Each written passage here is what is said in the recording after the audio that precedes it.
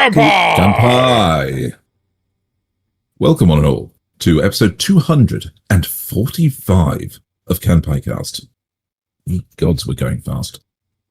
In this episode, we're doing the Spring 2026 full season review and loving it. Before we get into it, though, the housekeeping as usual. And Nasuth was apparently, I've got a quote him, Nasuth was feeling under the weather and talking in third person when working on our weekly schedule this week. So he didn't come up with any clever or funny ways to tell you to like, comment, subscribe, or even how to check out the audio version of the cast. Don't worry, he wants to be punished later by starching his scarf so he can't bend his arms. Kinky.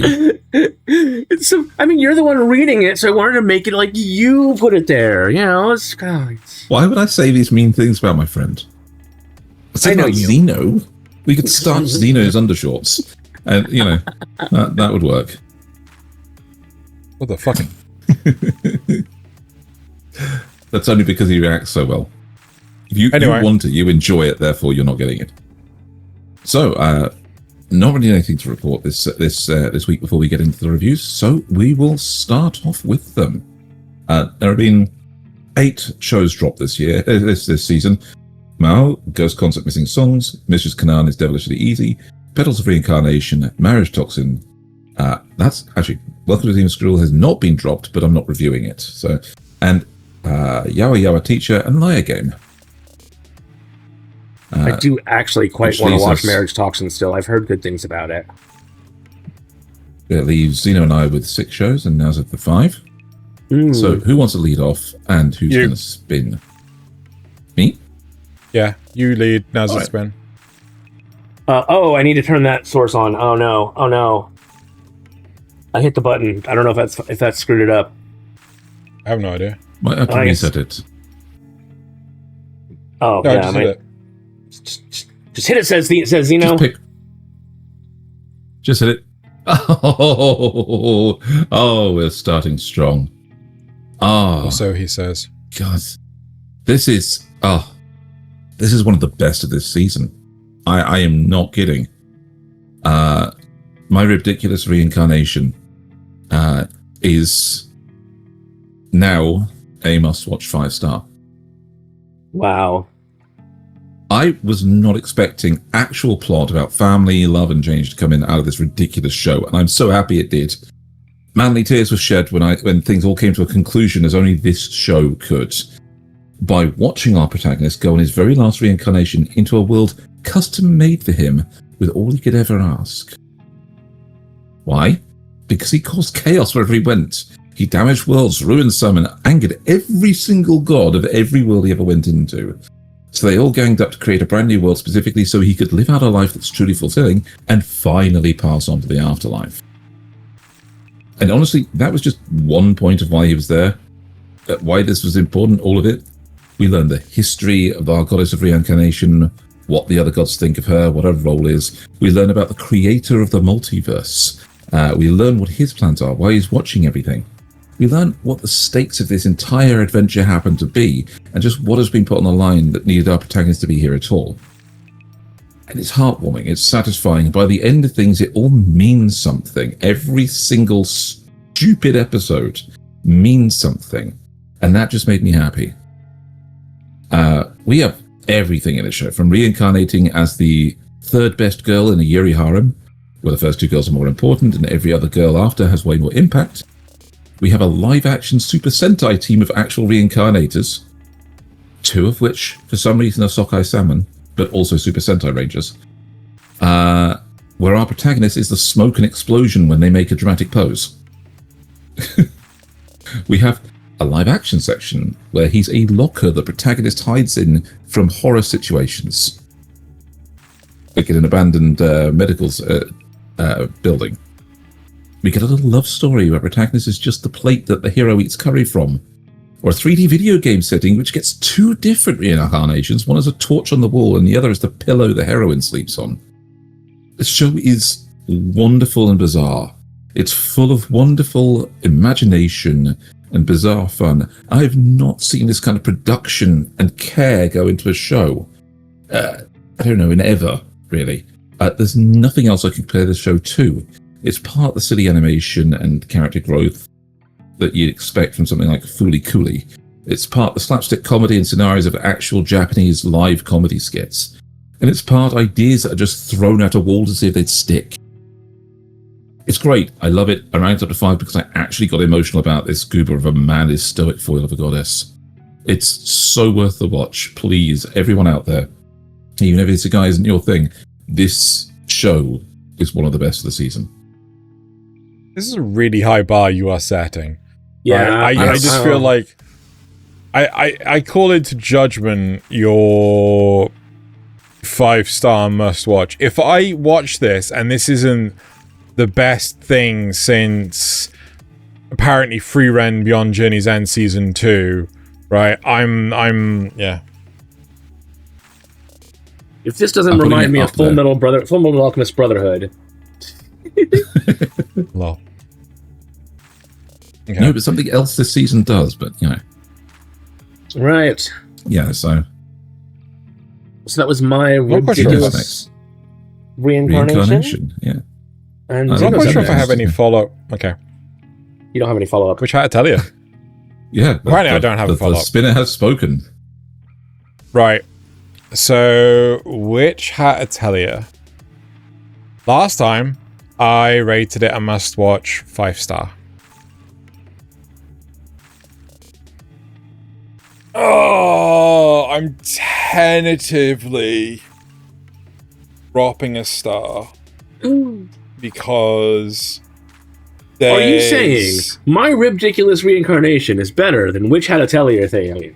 No, he is. For one reason. He is. Right? So it ends on... Sorry, let me actually put the score up there. Yeah, hit those stamps and everything. So it ends on the biggest cliffhangers imaginable, and there is no indication of a season 2 whatsoever. Right? So we're not at like that was such a bad ending a la Heavenly Delusion, right? The series is 100% worth a watch, right? But the cliffhanger ending that it gives 100% lines up for a second season, but there's been zero announcement of one. Is it going to be a case of, well, we're going to find out in several years' time whether or not we're going to get a second season? If there was an announcement this day, right, or, you know, a week later at Anime Expo or whatever, that it's getting a second season, instantly it bumps back up to a 5-star, right? Correct. But yes. My concern is that the only way you're going to get any form of satisfaction off of that massive a cliffhanger is to go read the manga. Yeah. Which I'm not against, right? So that's the elephant in the room. The series is phenomenal, right? Yes. The characters get properly developed. The emotion portrayed between the characters is impeccable. The English voice acting, trying to maintain certain accents like Yorkshire accent and things like that, not the best, but I actually appreciate that they're trying really, really hard. At least it's still English when they kind of slip out of like a Yorkshire accent and things. If it was a Liverpudlian accent, you wouldn't be able to understand a bloody word that was being said. That's besides the point. No pun. The... Damn it, Thaylien. It is a beautiful show. Every scene, every interaction, every big and small moment is filled with this care and attention to detail, isn't it? It's not just that, but obviously, like, all the side characters have so much motivation to see the goal that they want, right? And it's a case of like, well, you know, with not to specifically throw shade at Wistoria, Wind and Sword, there's a lot of ambiguity behind. Sorry, Wand and Sword. What did I say? Witch and Sword? What did I say? You said Wind and Sword.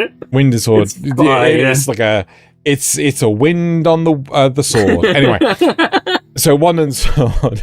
Anyway, but the whole point is that a lot of the side characters in Wistoria their motivation is wafer thin at best, right? I think we only have proper motivation for one of the side characters, which is the elf boy, right? 2, which one's the other one? The Ice Mage.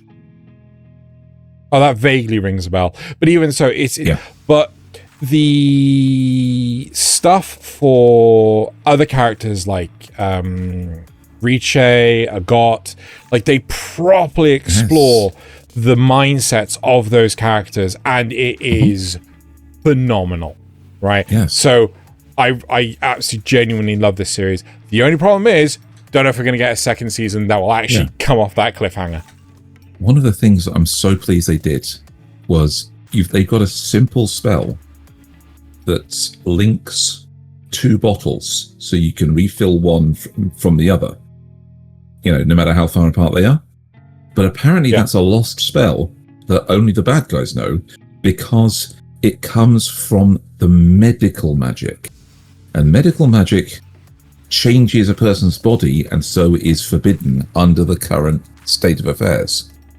So you can't heal a person with magic, you can't change a person with magic. And so this refill spell, this link spell, was part of that kind of genre, even though it's not really connected. And so that's been lost. And it's such a simple little thing. A little bit of world building, and I love it. Yeah.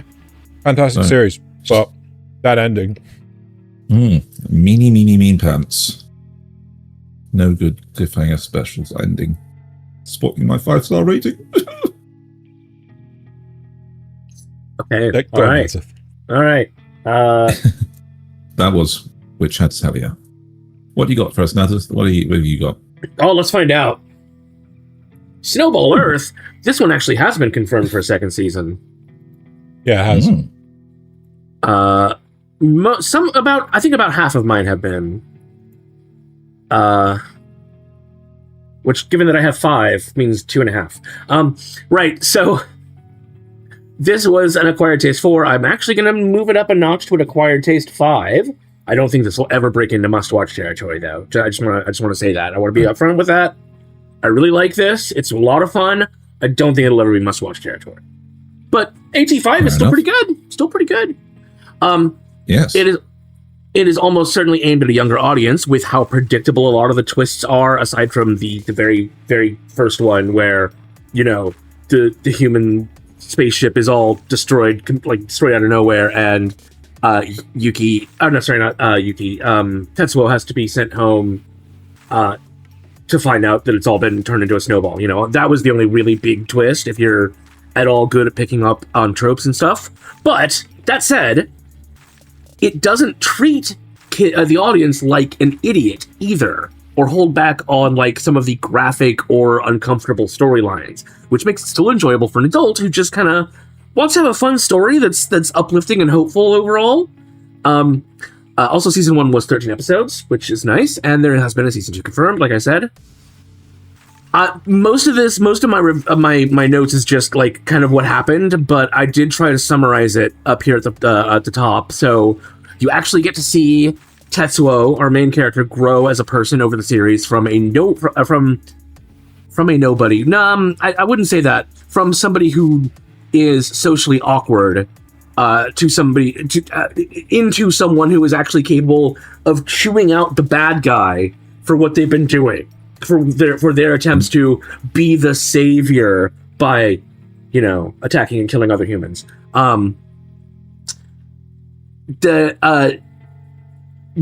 Things feel logical to the point that I thought they neglected something, only to have it actually explained literal moments later. I'll scan down in my notes to look for that in a minute.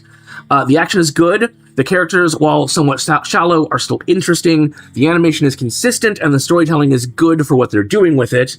The kaiju are neat, and there are a lot of questions that I still have about the humanoid type, even though they do answer a lot of questions in this season. They don't keep you waiting too long for things, which I also felt that way about a different show that we'll talk about later. One of you two will talk about later.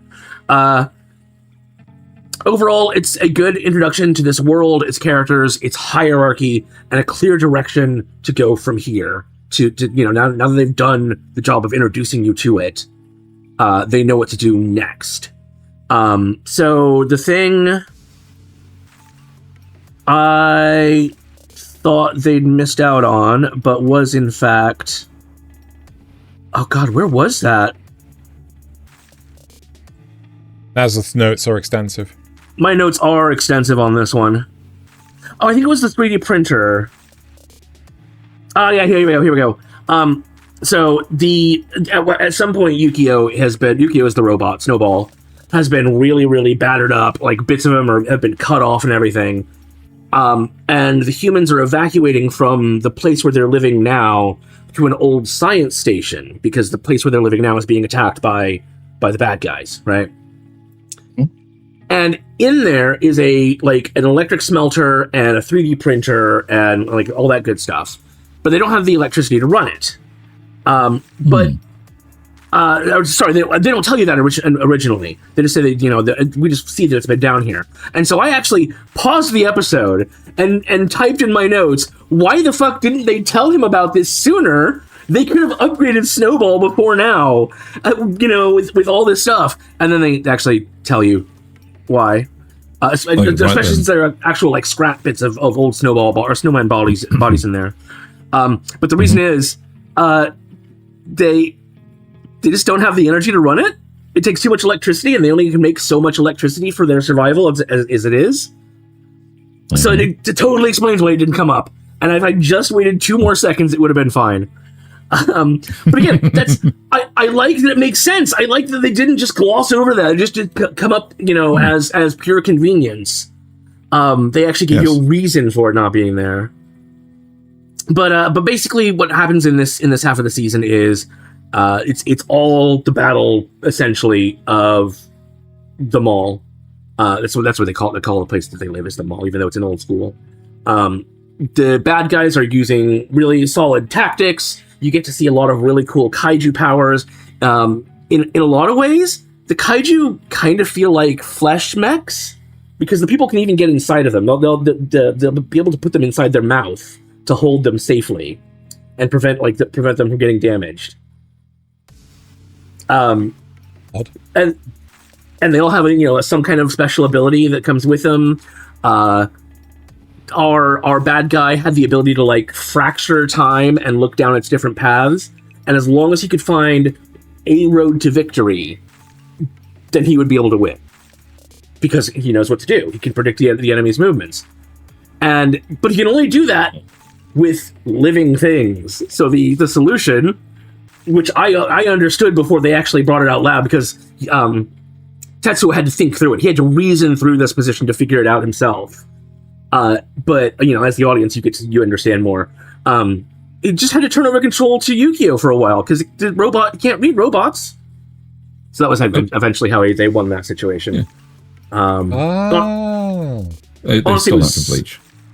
Oh, I'm sure. It's not. It's like I said. This show is not super special, unique, amazingness. It's just really fun and really uplifting, and at least it makes sense. So, yeah, I'm honestly looking forward to season 2. Hey, nice. Glad it's coming back for you. I don't want to tell you too much about how it ends because the whole scene with the bad guy and Tetsuo is really, really good. So I can see that it actually has an English dub. Have you tried the English dub? I have not. I've only watched the Japanese. Okay, fair enough then. All right, that was Snowball Earth, which means we're back to Thaylien? No, we have to see now. No, yeah, Thaylien. Me. All right. Oh, what is this? Possibly the best show in the season, and you do it now. It is front loading everything. So, this one was a must-watch one from me last time, and has jumped up to a must-watch 4. I didn't realize until last week. 2 caveats. This would have a, sorry to interrupt. Just to point out, that's what I'm this is halfway through the season. Yeah, I'm literally just the sentence I'm speaking. But I've got to interrupt him because if you'd waited 2 more seconds, just like me and Snowball Earth. But I needed to make sure. I didn't realize until last week that this would have a double core, one after the other. Yeah. So it'll appear in the end of the summer season review when it finishes, because we're absolutely watching this one to the end. There's no, maybe we'll keep going. This one we're going to keep with. But for now, worth it.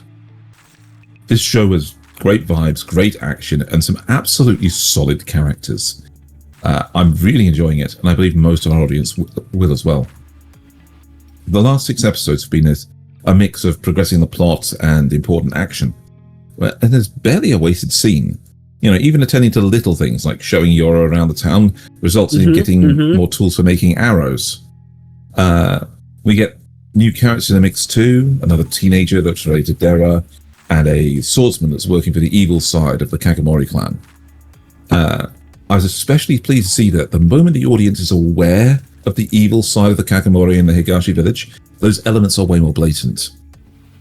They were telegraphing it. They were telegraphing it way before that. They were telegraphing it. Yes, but the moment the audience properly aware of it, okay, all right, fair enough. They're actually So I think the big thing is that even though they're telegraphing there's the bad guys and they're part of they're a splinter of the clan. You could clearly tell which son was the bad one right away. Yeah. But at the same time, it was just a case of how complex that relationship is. It's not just that guy's the bad guy. It's Yes. So when this guy was meeting up with a strange member of the clan who was directly hosting one of the people that attacked the house to try and kill Asa and Yoru. And when we get back to the Higashi village for a quick scene, they openly discuss how they should have found a way to acquire the seal ability, which of course can only be accessed by Yoru's death and recovery, which isn't even a guaranteed thing. To me... Oh, sorry, no, you are right. Sorry, I got them confused, so I keep going. So it makes the pacing of what could be slower moments really pick up, because we get the reveal and the bad guys are openly being bad guys. So we had the suspicion, then we get the reveal, and then they're just openly being bad guys rather than hanging around pretending to the audience that they might not be. Although I do really like the fake out. I do really love the fake out. I really love the fake out. Yeah. That was so funny. Yes. And that really shows that the author does know how to pick up on what the audience should and shouldn't be paying attention to as well. Because the timing of these and the way it plays out makes us temporarily forget about some of the things they've recently planted as the next plot hooks. Like Yoru and Dera believing they should contact the grandparents on the normal side of the family. The mother's family in Okinawa, which is it's then immediately reinforced by the scene of Asa being called by her grandmother. But then it's all flown out the window because we move on to the Higashi village and the people being sinister on this other new tangent. The setup for another fight coming up in the next couple of episodes. It's really well played, and I love the way the show works. I also the audience to definitely pick it up. Another really, really interesting scene was the breakfast scene where all the little demons were coming out to help and everything. And it's what is this, a Ghibli movie suddenly? Yeah. And they snap back to them occasionally, watching them wrestle while somebody else is talking. Mm-hmm. So one observation. So I've been watching this with lots. One observation we made was we always felt at the end of each episode wanting more.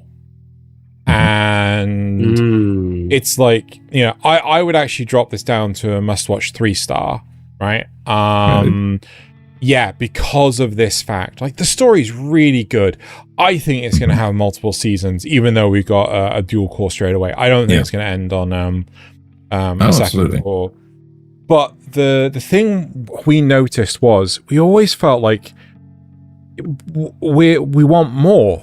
And they're front-loading the episodes.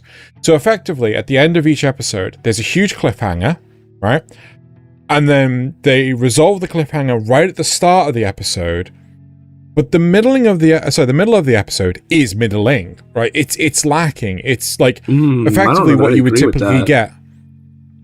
Fair enough, but this is what we have found. It's just we always feel there's a lot of sitting around talking, and typically what you would see at the start and end of a show or an episode of a show, they're actually putting in the middle, and then all the action stuff, the cliffhangers that they keep putting at the end, Like, and I will fully admit, I have a huge aversion to that. I hate cliffhangers before I even realize what's going on, right? I would rather an episode be... I think because it's a continuous narrative, it's impossible to avoid cliffhangers, no matter where you cut the episode. Yeah. I disagree entirely. They didn't really have... Oh, did they? You know what? I'm going to ask you a question before I put my foot in it. Did they have this strong, poignant cliffhangers in FMA, Brotherhood? Well, I don't think they did. I think... Yeah. Like the fights with the fight with Greed was cut in half by an episode change. Which fight with Greed? That really doesn't narrow it down. The one where they actually beat him, where they ended up with what's his name, snapping repeatedly, and he found they uncovered the tattoo of the same thing on the back of his hand. I remember FMA always making me want to see what happened next. Always at the end of an episode. Always. Okay. So some of the biggest fights were cut in half by episode changes. But I think maybe this is a simple case of like this is better off binged than watched on I did enjoy a week by week basis. Yeah. Yeah. Yes, like, I did binge the last 6 episodes today. I've been watching it week by week in Japanese and with Loz watching the English dub. And does seem to interfere with your enjoyment of shows quite often. It depends on the show, really, but I will completely agree with you. And I will say that the dub of this is fantastic. They've done such an amazing performance. Yes. It's really, really good. So both the Japanese and the English are really good. Mm-hmm. Oh, unlike Fist of the North Star, which is anyway, we'll get there. Yeah. I got off some of the little side bits they do with this, like when they're fighting the long arms and long legs, and they finally get one of them into the water. It took me just 1 second to realize, no, the giant statue that they dropped on him is just left. She just transformed back into a statue form and dunked on him to hold him under the water. Rude. Right and left are so they are always fun. Like when they dug the grave, even just hilarious. Yes. Just the fact that they call the one girl Gabi-chan-san. It's just like yes. They know what they're doing. They know what they're doing. Yeah. Yes. All right, should we move on? Yeah. Yeah. Okay. I think we've got that one. That was Demons of the Shadow Realm. Demons. Daemon Bach of the Shadow Realm. Actually, no. That's one negative against the dub, is the fact that they keep on calling them Daemons. Yep. I'm the web daemon. Right. Zeno, your next one is... Daemon. Gals can't be kind to Otaku. Talk about a roller coaster of silliness. Yep. Oh, I hit the wrong button entirely. I can't... Oh, there it is. Right. What did I rate this last time? Good question. Nothing special for... I'm probably gonna give this... Nothing special 2. Right? This actually does go down. It suffers your stereotypical rom-com will they, won't they, right? And that is more often than not a nuclear deterrent for most romance anime enjoyers, right? Like, again, I will always praise Horimiya for... They did! Halfway through the series! It was fantastic! You know, they actually got into a relationship, but this one... I do like the fact that they maintain the whole, like, you know, subversion of the otaku culture. You know, at the same time, it's all about common interests as opposed to looks. They do actually show this a lot, where effectively our two main girls are sought after not only by the guys, but the girls as well, for literally nothing but skin deep attributes.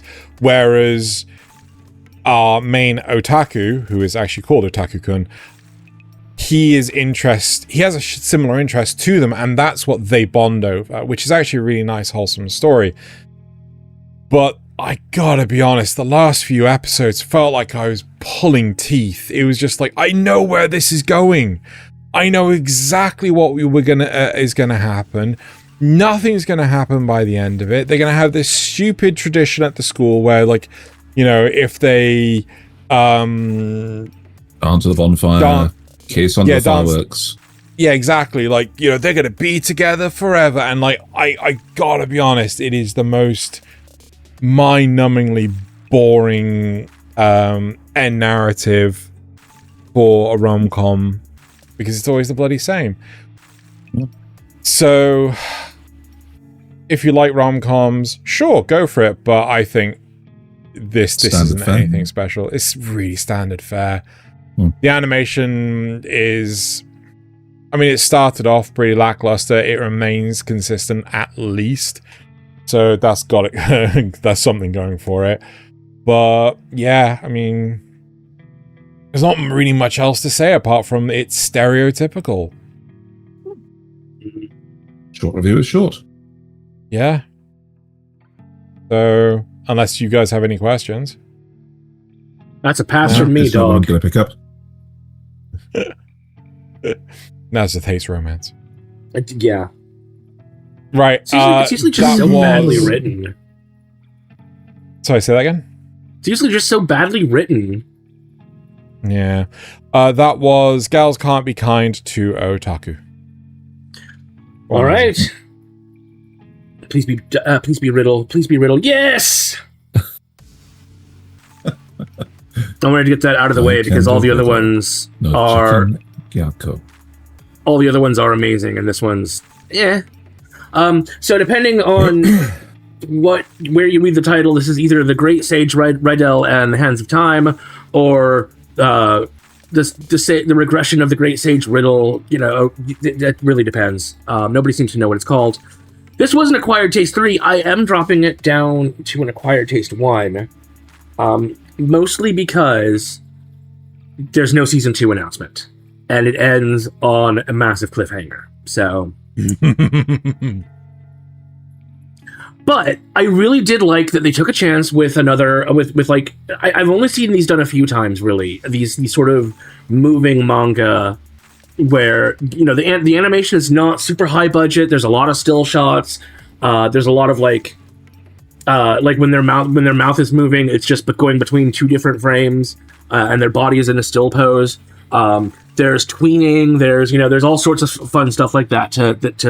It's not going to be amazing animation, but I don't care because it's a moving manga, and the art style of that is still really good. You know, looking at each frame looks like you're like it could be in a manga or something, or a webtoon.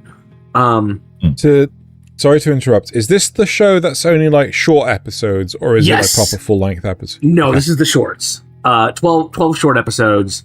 Altogether, it would be about one episode, I think. But it moves kind of at a really fast pace too. There's no slowing down. There's no time to really expand on what the different things are that they're doing. They just kind of do them. But it's still fun. It's still fun. It's got a lot of good action, a lot of really cute ideas, or really neat ideas. I like the fact that Riddle is not power overwhelming right away, even though he's clever enough to be able to use what power he has to his advantage. I don't like the fact that he thinks he has to just leave and go on a journey to be stronger himself, when he could be helping his friends become stronger too. But he thinks that he's the only one who can stop the bad guys from killing everyone, including his friends. So, you know. But then the ironic thing is that the guild mistress would have actually loved to have him stay there, and would have even facilitated him becoming stronger, because they kind of figure out there's something weird with him, right? It's been made pretty obvious a few times, and they don't know that he's come back from the future, but they know that he's clearly not the same Riddle he was before. He's no longer a weakling, and they were like, oh, but I don't care what happened. He should stay here with us. We would take care of him. So I thought that was cute, but he fucks off on his own. And then the cliffhanger we end on is literally he's in the middle of journeying to the next town. He meets a couple of people from a different guild, who give him a hard time, tease him for being a newbie and all that. But then he takes out when a monster attacks them on the road, he's the only one that can take it out, and that's basically where we find out that the noble that hired the other two guild people is actually working with the Box of Malice, and that's where it ended. And I'm like, oh, okay. Right. Not a good, satisfying place to conclude. Just right in the middle of things. Okie dokie. So if this gets a second season, I might raise that back up. But as it is now, the fact that it ends there, along with the sort of breakneck speed and the lack of time to really world build, I can't rate it that highly. If they made a real series out of it, I would totally watch it though. Yeah. No, that was the Great Sage Riddle, or Rydell. Oh, what have you got for me? Here's my terrible one of the season. The strongest job is apparently not a hero or a sage, but an appraiser, provisional. And previously I gave this a nothing special too. It's gone down, unsurprisingly. So before I actually give Nasuth a button to click, I'm actually going to do the review, then reveal. Whoa. Because I'm genuinely not sure what to make of this one after some of the reveals and things that happened. Reveals that just left more questions. It's like the author wanted to set things up for an epic, but they don't have the writing chops to actually get into it. Yeah. So there's 4 plot lines going on. Hibiki is our protagonist, and he's going on his adventure to conquer a dungeon, progress through it, and find the sages in the city beyond it. The season ends before this is actually achieved. But the goal is finding a way home, giving his mage friend a place to learn about her powers, and also get strong enough to be able to break the curse on the Wolfman hero Claude. Then there's the bad guys, represented so far by a girl called Evel, definitely not pronounced evil, who seems to be able to control monsters and use mirror magic. Her personal goal is to balance the world by killing Claude, the hero, and it's implied that it's because he was able to kill the Demon Lord a few years back. And since the gods talk about appointing a new Demon Lord, and that just because they're Demon Lords doesn't mean they're necessarily bad, it's implied that Claude having to kill one is a major outlier in this world. That they're just a force of balance. They do bad things, heroes do good things, but they're not supposed to get bad enough that one needs to kill the other. Third plotline is the adventures of the big titty elf, being called home, discovering it's for her father's political wrangling, to make her join the elven heroes party, and possibly even marry him. Amalia, however, finds this guy gross and leaves to go meet back up with Hibiki. I knew royals were weird. No, marry the... I know. Marry the elven hero, you silly boy. Anyway, and in a real surprise twist that has absolutely no foreshadowing, I had to check because it's so out of the blue. The fourth plotline is Hibiki's friends from Earth, including his teacher, who is also his older cousin, are in this world too and looking for him. They just suddenly appear in episode 7. And these guys have managed to make a name for themselves as adventurers, and the season ends on them making their way into the town where Hibiki was staying, inquiring about him and meeting up with Amalia the elf to go find him together. Along the way for all of these, the system that Hibiki works with is super strange. The gods are basically favoring him, but not by explaining anything to him, just popping up some random thing that should help at times he needs help, like his summon sacred beast ability, or the contract he has with Claude, or the spirit bow he was given, the tutorial system, little powerful skills that don't actually do anything on their own, but happen to be the right thing for the job. It's real Deus Ex Machina. And it all comes together having a lot of potential, but no actual payoff on anything. In fact, he even wins an important battle by his tutorial system advising him to get hit with a draining attack, which allows him to be, he's now level 1, and so his tutorial can resummon Amalia as his guide, since he's level 1 again. So she can help him win the fight, because he can't do it alone. But then unsummons her again once the fight's over, because he levels back up. It's super weird. There's lots of fun little tangents, learning that he has the option to borrow skills from his friends, use them enough to get to level 1, and then copy them permanently as his own. Or a village on the way to the dungeon that is being attacked by the undead, and we learn it's the mirror magic girl to remotely raise the dead. For no reason, apparently. She's just fucking around. None of it really goes anywhere at all. I couldn't even tell you what the protagonist can actually do anymore, because all the skills he's lost, gained, changed, his friends, his summons, the system. So this show is now a 3-star pass. Wow. Bum, bum, bum. I'm passing an isekai. It's happening, folks. It looks cute, but it doesn't do anything with it. Thaylien rated something a pass. Nature is healing. Okay. What's that? Sorry, that was the what exceptionally long title. The strongest job is apparently not a hero or a sage, but an appraiser provisional. Right. All right.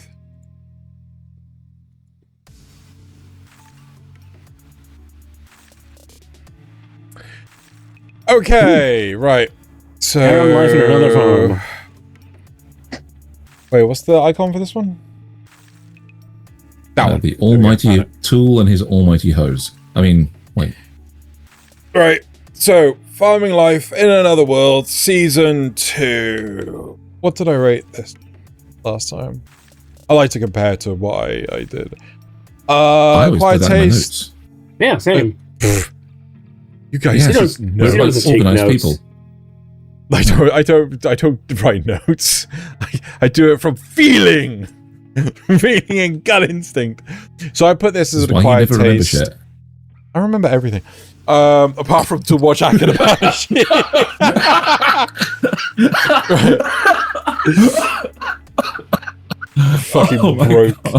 Fucking broke Thaylien. I was eating. So I scored this last time as an acquired taste 4. This time I'm going to score this at acquired taste 3. Right, so it's a little bit worse off. In all honesty, this is one of the worst shows. Not worth. This is middling. This is right in the middle of the road, right? This is so far in the middle of the road, right? Oh, why isn't it nothing special? Well, it's a good isekai, right? But it's for good isekais, it's the middle of the road. What? That doesn't make any sense. I know it doesn't make any sense. Bear with me. Basically, if you've watched season 1, you pretty much get a gist of this show. The guy is trying to establish a life of his own in this alternate world. He's trying to bring like Japanisms to this new world. He's growing crops that don't otherwise exist in this world because of his magical farming tool. But at the same time, it is very wholesome. You learn more about this. They've obviously put a lot of effort into crafting this world, especially given by towards the end of the series. Honestly, I struggled halfway through the series because I nearly just dropped it because I was just like, oh no, now we've got a hot spring episode. Yay. Hot spring episodes normally, same with beach episodes, don't normally faze me. But like this one, again, so middling of the good road, I was kind of not nonplussed. But then we had the exploration of the dungeon under the hot springs, which was pretty damn cool. And then I'm not going to spoil anything. The last few episodes were actually really good, right? So that's brought it from like a 1 or a 2 star back to the middle of the road. So you still have to put up with the the generic crap in the middle, but it's still a pretty damn decent, good show.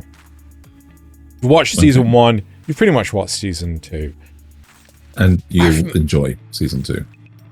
Yeah, I mean, I think this is better binged, and I think this will be better watched dub, because then you don't have to power through it. I mean, I will completely admit, I didn't watch the last 6 episodes until today, right? I watched all 6 today. And even then, I got to episode 8 or 9, and I was like, oh, I really want to give up on this. But when I got to the later parts, I was like, okay, no, this is back to what I'm used to. Because the early part of this season, where they're setting up the extra villages and things like that, it was okay, but it doesn't really pay off. It doesn't really do anything, right? And no, not for a bit. It gets, huh? Not for a bit, according to the manga. Yeah. So it's okay. Nothing special. If you don't like isekai, I don't think you're going to enjoy it. No. Any questions? So, would you rather watch this or Campfire Cooking? Ooh, that's a good question. I think Campfire Cooking, but again, like season 2 of Campfire Cooking had similar troubles. Like, it wasn't until I got halfway through season 2 that I really enjoyed it. And even season 1... Hey, look, Xeno, like, it's Anna, the only maid. Xeno wants to marry her. That won't make sense to anyone. This is all Notice Me Senpai stuff. I know. It's an in-joke. Don't do in-jokes. Anyway.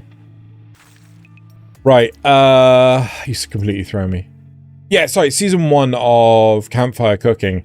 I feel like it starts off really good, but then it starts to drift and kind of drag until they sort of inject fresh blood into it with a new character and things. This doesn't really have that opportunity because they've got so many characters as it stands. Injecting another character it's just like more noise in the in the crowd and doesn't really do any good. So. Yeah, as I said, middle of the road. It's okay. Thaylien, did you have any questions? I just want to say, how TikTok brain do you have to be to even not like farm talk anymore?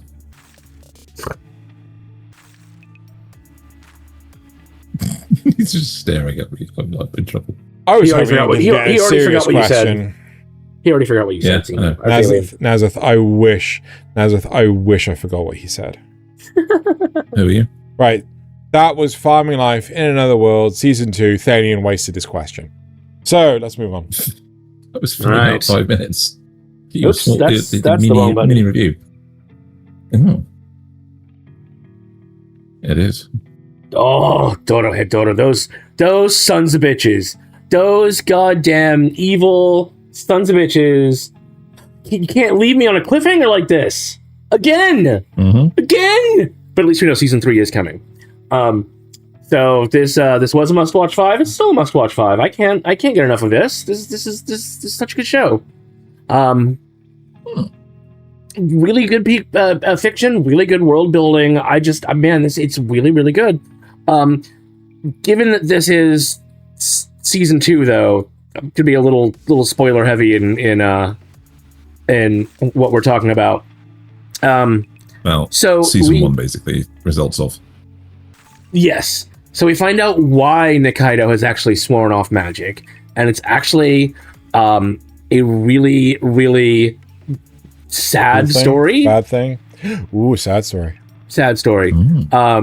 So her ability can let her go back in time, but we could leave it at a sad story. We could just leave it at sad story. It's fine. I'm not going to tell you what happens, but I will tell you that she can change things, and she makes a change.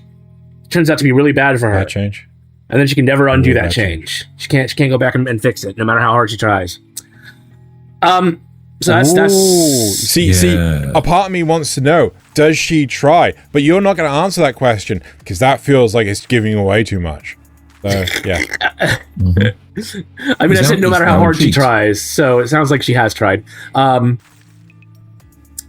with most dictators, N is actually is evil. He's totally evil, but he brings with him a kind of order that's turned into a chaotic power vacuum once he's killed. And he is killed.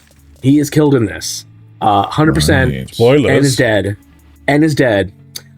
But that's not the really weird part. Everything that comes after that is the spoilery crazy. Like, we're starting to get into who Kaiman really is, and what kind of abilities he really has, and stuff like that. That's just, oh my god, it's so fucking, like, it's one part creepy, one part sad, and one part absolutely psychedelic when they're doing this stuff inside, like, the mental part of him, where he's, like, interacting with memories that he doesn't actually fully remember. One part heroin, got it. Yeah. One part train spotting. He's a little bit like Cypher. I hate to use this comparison. Cypher in Heroes, where he can take other people's powers by cutting open their heads. No. Sylar. Sorry, yes, Sylar from Heroes. I was like, who the fuck is Cypher? Yeah, Matrix? Sorry. I don't want to tell you too much details about that, but he's got a lot of power. He's got a lot of power we don't know about yet. Things are happening very, very fast towards the end of this season. Like, it was all building. It's all been kind of slowly boiling, and then you hit that boiling point, and it's just good. It just goes. I kind of wish this had a few more episodes to breathe, especially because of the weird interludes with Kaiman. I feel like you need more time to absorb them because of just how weird they are, how metaphorical and symbolic they are. And like, there's 2 full episodes where we don't see Nikaido at all. So like, and her stuff is also like really important, and I want to see more about that. If you were only worried that we only get to see naked girls, I mean, there have been plenty of naked boys before. Don't, because Nikaido's disguise will put you to rest when they go to infiltrate En's palace, En's building. I guess now it's the Cross Eyes building. I never expected. I don't want to say it. I don't want to say that. That's spoilers. I don't want to say that. But and then there's the cliffhanger, which good God, the cliffhanger. I need more immediately, but I'm gonna have to wait like at least a year. It's sad.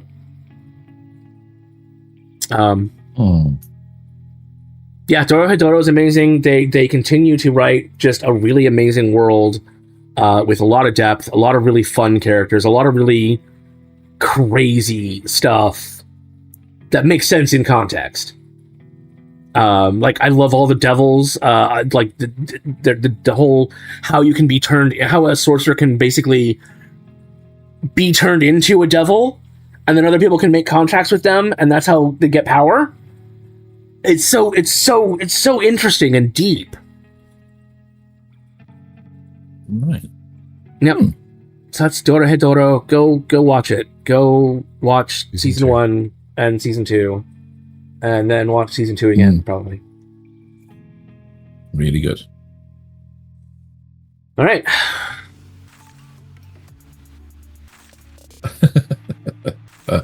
The Classroom of a Black Cat and a Witch.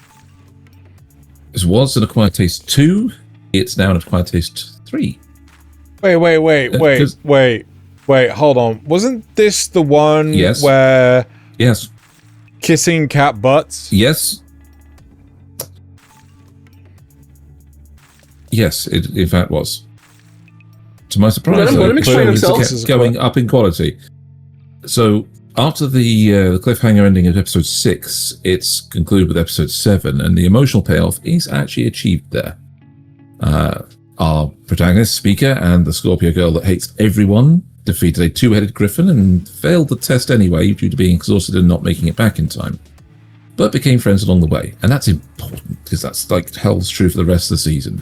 All of the these making friends with the other characters aren't like a one and done thing, not like a checklist. They actually form friendships and carry on doing things the rest of the show. So due to many students failing this test, the next few episodes are devoted to an annual practice course that's held in the mountains, where students are tested over 3 days to ensure they won't fail the actual exams at the end of the year. So there's 6 from Speaker's Coven, including herself, and they're given various difficult but interestingly themed tests, like answering rote questions, but you're trying to not slip down an ice slide at the top of the mountain that one of the mages conjured. So you have to, and if one of you fails to answer a question, you all fail and have to start over again to build up to 6 correct answers. The second to last test is a survival game. I was able to bring all 6 of these guys together and bring out their will to fight, and even the laziest girl in the class finds some motivation to help others and is, turns out to be pretty damn fantastic when she applies herself. But it's all on the final day when they're heading home that things actually kind of kick off. The bad guys of the show, cultists who use forbidden death-themed magic, seem to have been already aware of Speaker's rebirth magic and have come to collect her. Despite trying to lure her away and isolate her, all her friends and Claude show up to help, and battle actually commences. Fairly good battle. They actually do some really flashy moves and good magic and counter magic kind of things. And it's actually kind of fun to watch these characters get their real chance to shine, get a piece of spotlight, and maybe do things they didn't think they could. They all get some moments, but the fight starts to go badly when Claude gets exhausted and turns back into a cat, and the other students think this is like a curse that the enemy's done on him. And Speakers say, "Well, no, I know how to cure him. We need to get him back up the mountain to the to a magic spring that we found before." Very important. Didn't mention it earlier, but it's very important. And she can restore him in that spring. And right up until this very last episode, there's not been one mention of cat butt kissing since episode 6. Literally, the final fight of the season had to ruin it by making it the thing that he revived Claude from exhaustion in the gross manner, so that he could fight for his students and defend them at the very last minute. One big catch-all thing. But that said, this whole last stretch with them actually going places and doing exercises that improve them, the big climactic fight of the show, everything is actually surprisingly well done. I didn't think the animation quality would be this good, or that there's things that would happen in the way they did, and everyone played their strengths. And even after the battle ended, the final episode had, a return to the shenanigans that they're going to go if they get to next season. It isn't the best show of the season, not by a long shot, but it's far from the worst. And even if there is that same thing that Xeno raised, the fact that there is cat butt kissing nagging in the back of your brain,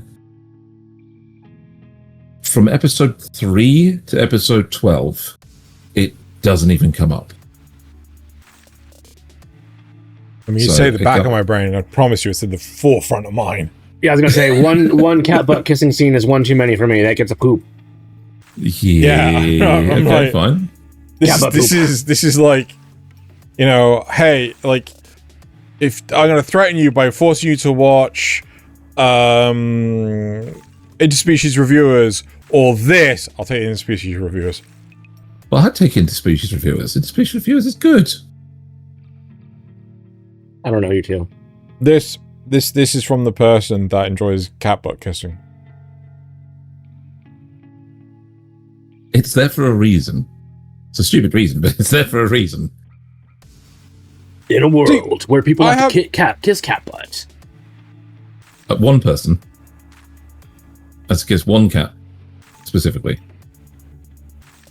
For reasons.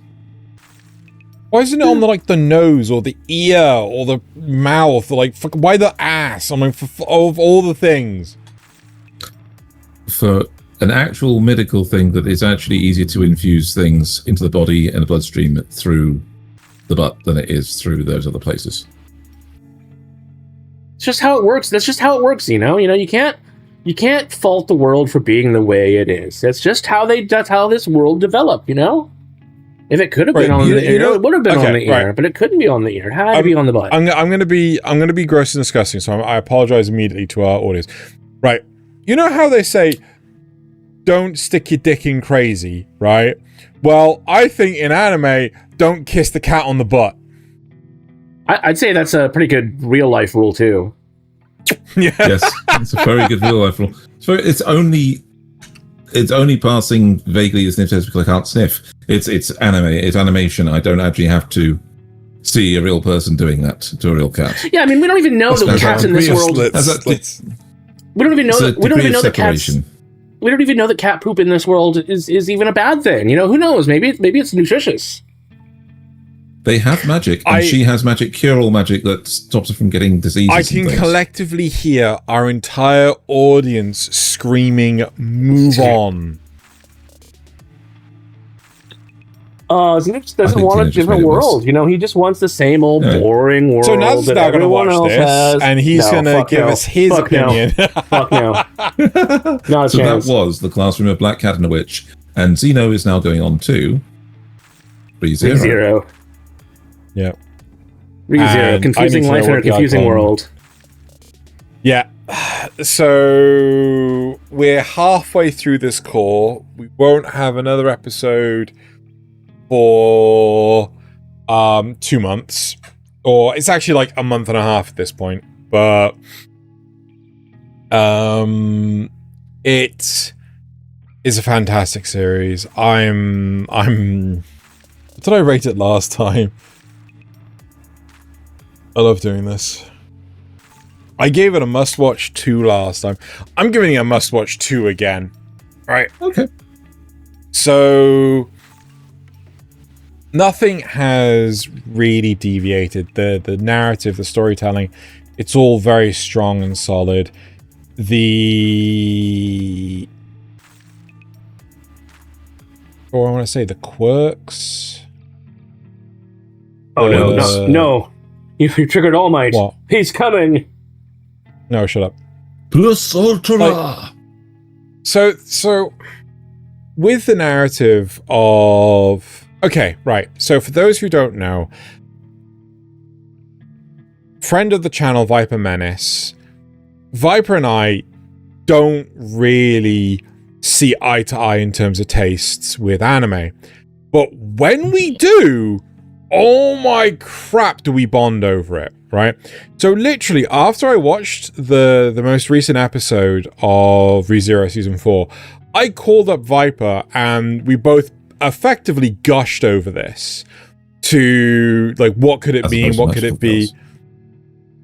I was trying to come up with one for ReZERO specifically, gushing over something in the show. Anyway. But yeah, so the whole point was that during the events of season 4, something weird happens to our main character, and as the audience, you don't know what that thing is, right? You know what the results are, but you don't know the cause, right? You can guess. I have guessed, but there is zero confirmation whatsoever. And zero confirmation. The caliber of the narrative, the caliber of the storytelling is so damn high that you're just always left questioning. You're always left wondering, why have things turned out the way they have? What is going on?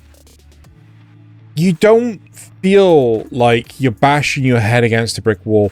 You know, with a lot of the mystery shows like Scooby-Doo or Captain Caveman or a lot of the Hanna-Barbera stuff, it was always quite obvious. Captain Caveman's a mystery show? Wasn't it? Believe it or remember. not. Oh, man, I don't remember a mystery show, but okay. What? Okay, Nasuth, one could argue the same thing about Scooby-Doo, but let's stick with Scooby-Doo specifically then. The whole thing was that whoever was the first character that they interacted, like Old Man Jenkins, that was the villain of the week. That was the guy that was trying to scare people away for whatever benign reason, right? But no, nefarious. Sure, nefarious. Okay, whatever. But the big thing with a lot of the cop dramas, a lot of the mystery shows, it was so predictable with how they were going to play out. They were always the same formula, right? Beat for beat, the same formula. I wouldn't be surprised if effectively it was the same animation cells at the exact same time until they got to the end, right? Besides the point, with ReZERO, there is so much mystery behind it. At no point in time do you feel like you can predict where this story is going. And the show is so wonderful for that. I'm going to try and rewatch the entirety of ReZERO, season 1 to 4, before season 4 picks back up, because there are so many things that I feel like I'm not picking up on these subtle hints because I can't remember who this one specific character is. It is a fantastic show, but unlike shows like Danmachi, you can't get a sense of where this is starting because it started all the way back in season 1 10 years ago.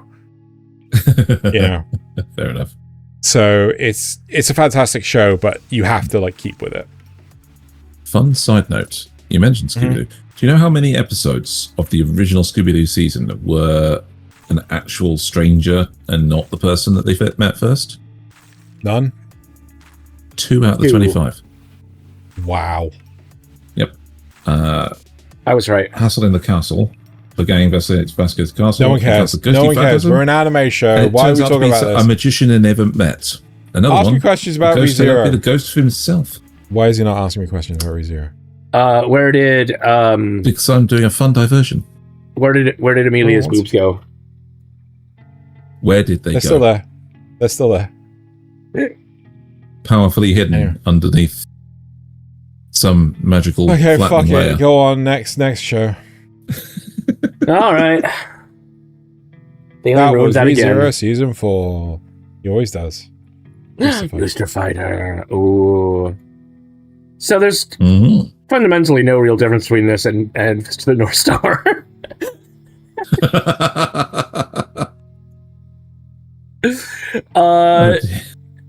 It because I'm a weirdo, it was a must-watch too, and I'm bumping it up all the way up to a must-watch 4.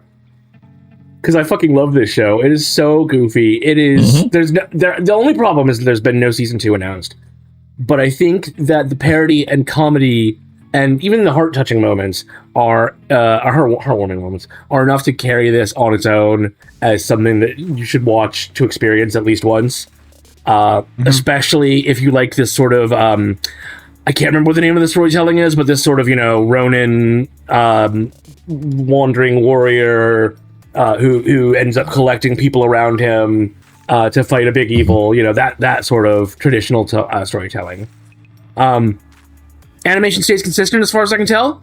It actually went places in the story that I did not expect in terms of the quote-unquote demon culture and what the white demon's been up to. Turns out the white demon's not a demon, it's a devil, which is like an evolved form of demon. Well, regular demons, generally speaking, they either can't think for themselves or they're the kind of weakish good kind, like Mori. So what, like vampires and ghouls in Hellsing? Kinda. So the devils can actually adapt their body at will rather than having it, just do whatever it does as a demon body. They're also more resilient. They're smarter. That sort of thing. Characters are all over the top, much like in Tojima Wants to Be a Kamen Rider, but I love it because of that. Much like I love it in Tojima Wants to Be a Kamen Rider. I never really felt like there was a ton of filler, but I also think they set up too many plot threads right at the end that may or may not see a season 2. That's the only problem. But it was still a good leg of the journey to end on overall. So if there isn't a season 2, like I said, this is still a good stopping point, even if there's clearly more to be told. Turns out there's also a dub. but I haven't been watching it. Guess who Keiji is played by? That's right. Is that the main rooster? Yes, Keiji's the main rooster. It's going to be Dio. It's right. It's our favorite voice, no matter the language, Dio Brando, a.k.a. Patrick Seitz, which means you get to hear him make chicken noises. He's actually pretty good at it. And you'll never guess who the leader of the bad guys is in the Japanese dub. The white demon themselves. That's right, it's Dio Brando. Takahito Koyasu. So you get double the Dio. Depending on which version you're watching, of course. Now we need a crossover between Tojima and Rooster Fighter. Oh god, fuck yeah. Dio's playing both parts. So essentially, in this half of the season, we're finding out more about Keiji's past and like his lineage, because of course, again, given that this is that sort of Japanese Ronin storytelling, our main character actually has a rich and powerful lineage. I can't remember what their family name is. It's like Kakamori or something. I don't know. Their lineage is to fight devils. They've only 1 in 10,000 chickens. Only 1 in 1,000 chickens in this specific lineage get what's called a heart. Oh god, I can't remember what it's called. Some kind of heart, like a power heart or something silly like that, and they have to be taught how to harness it and use it. But if they can, it gives them all sorts of crazy, magical like chi powers. And it turns out that you can also, but like only 1 in 1,000 has the ability to use it naturally, but it can be awakened in you by somebody else who has had it awakened. So like father passes it on to son, etc., etc. Keiji's father was a womanizer, much like Keiji. He had another family. The other family, well, he stayed with them. He had abandoned Keiji and his mom while she was pregnant with Keiji's sister. I should note. And went off to have this other family. Taught this kid about the power of the egg and how to fight demons and everything. Keiji only woke his up because of the trauma of seeing his sister be taken away. But that means he was one of the 1 in 1,000 who had it naturally. Somehow his sister also had it. We don't know why. So there's that. Luke and Leia. Yeah, maybe. But they're not twins.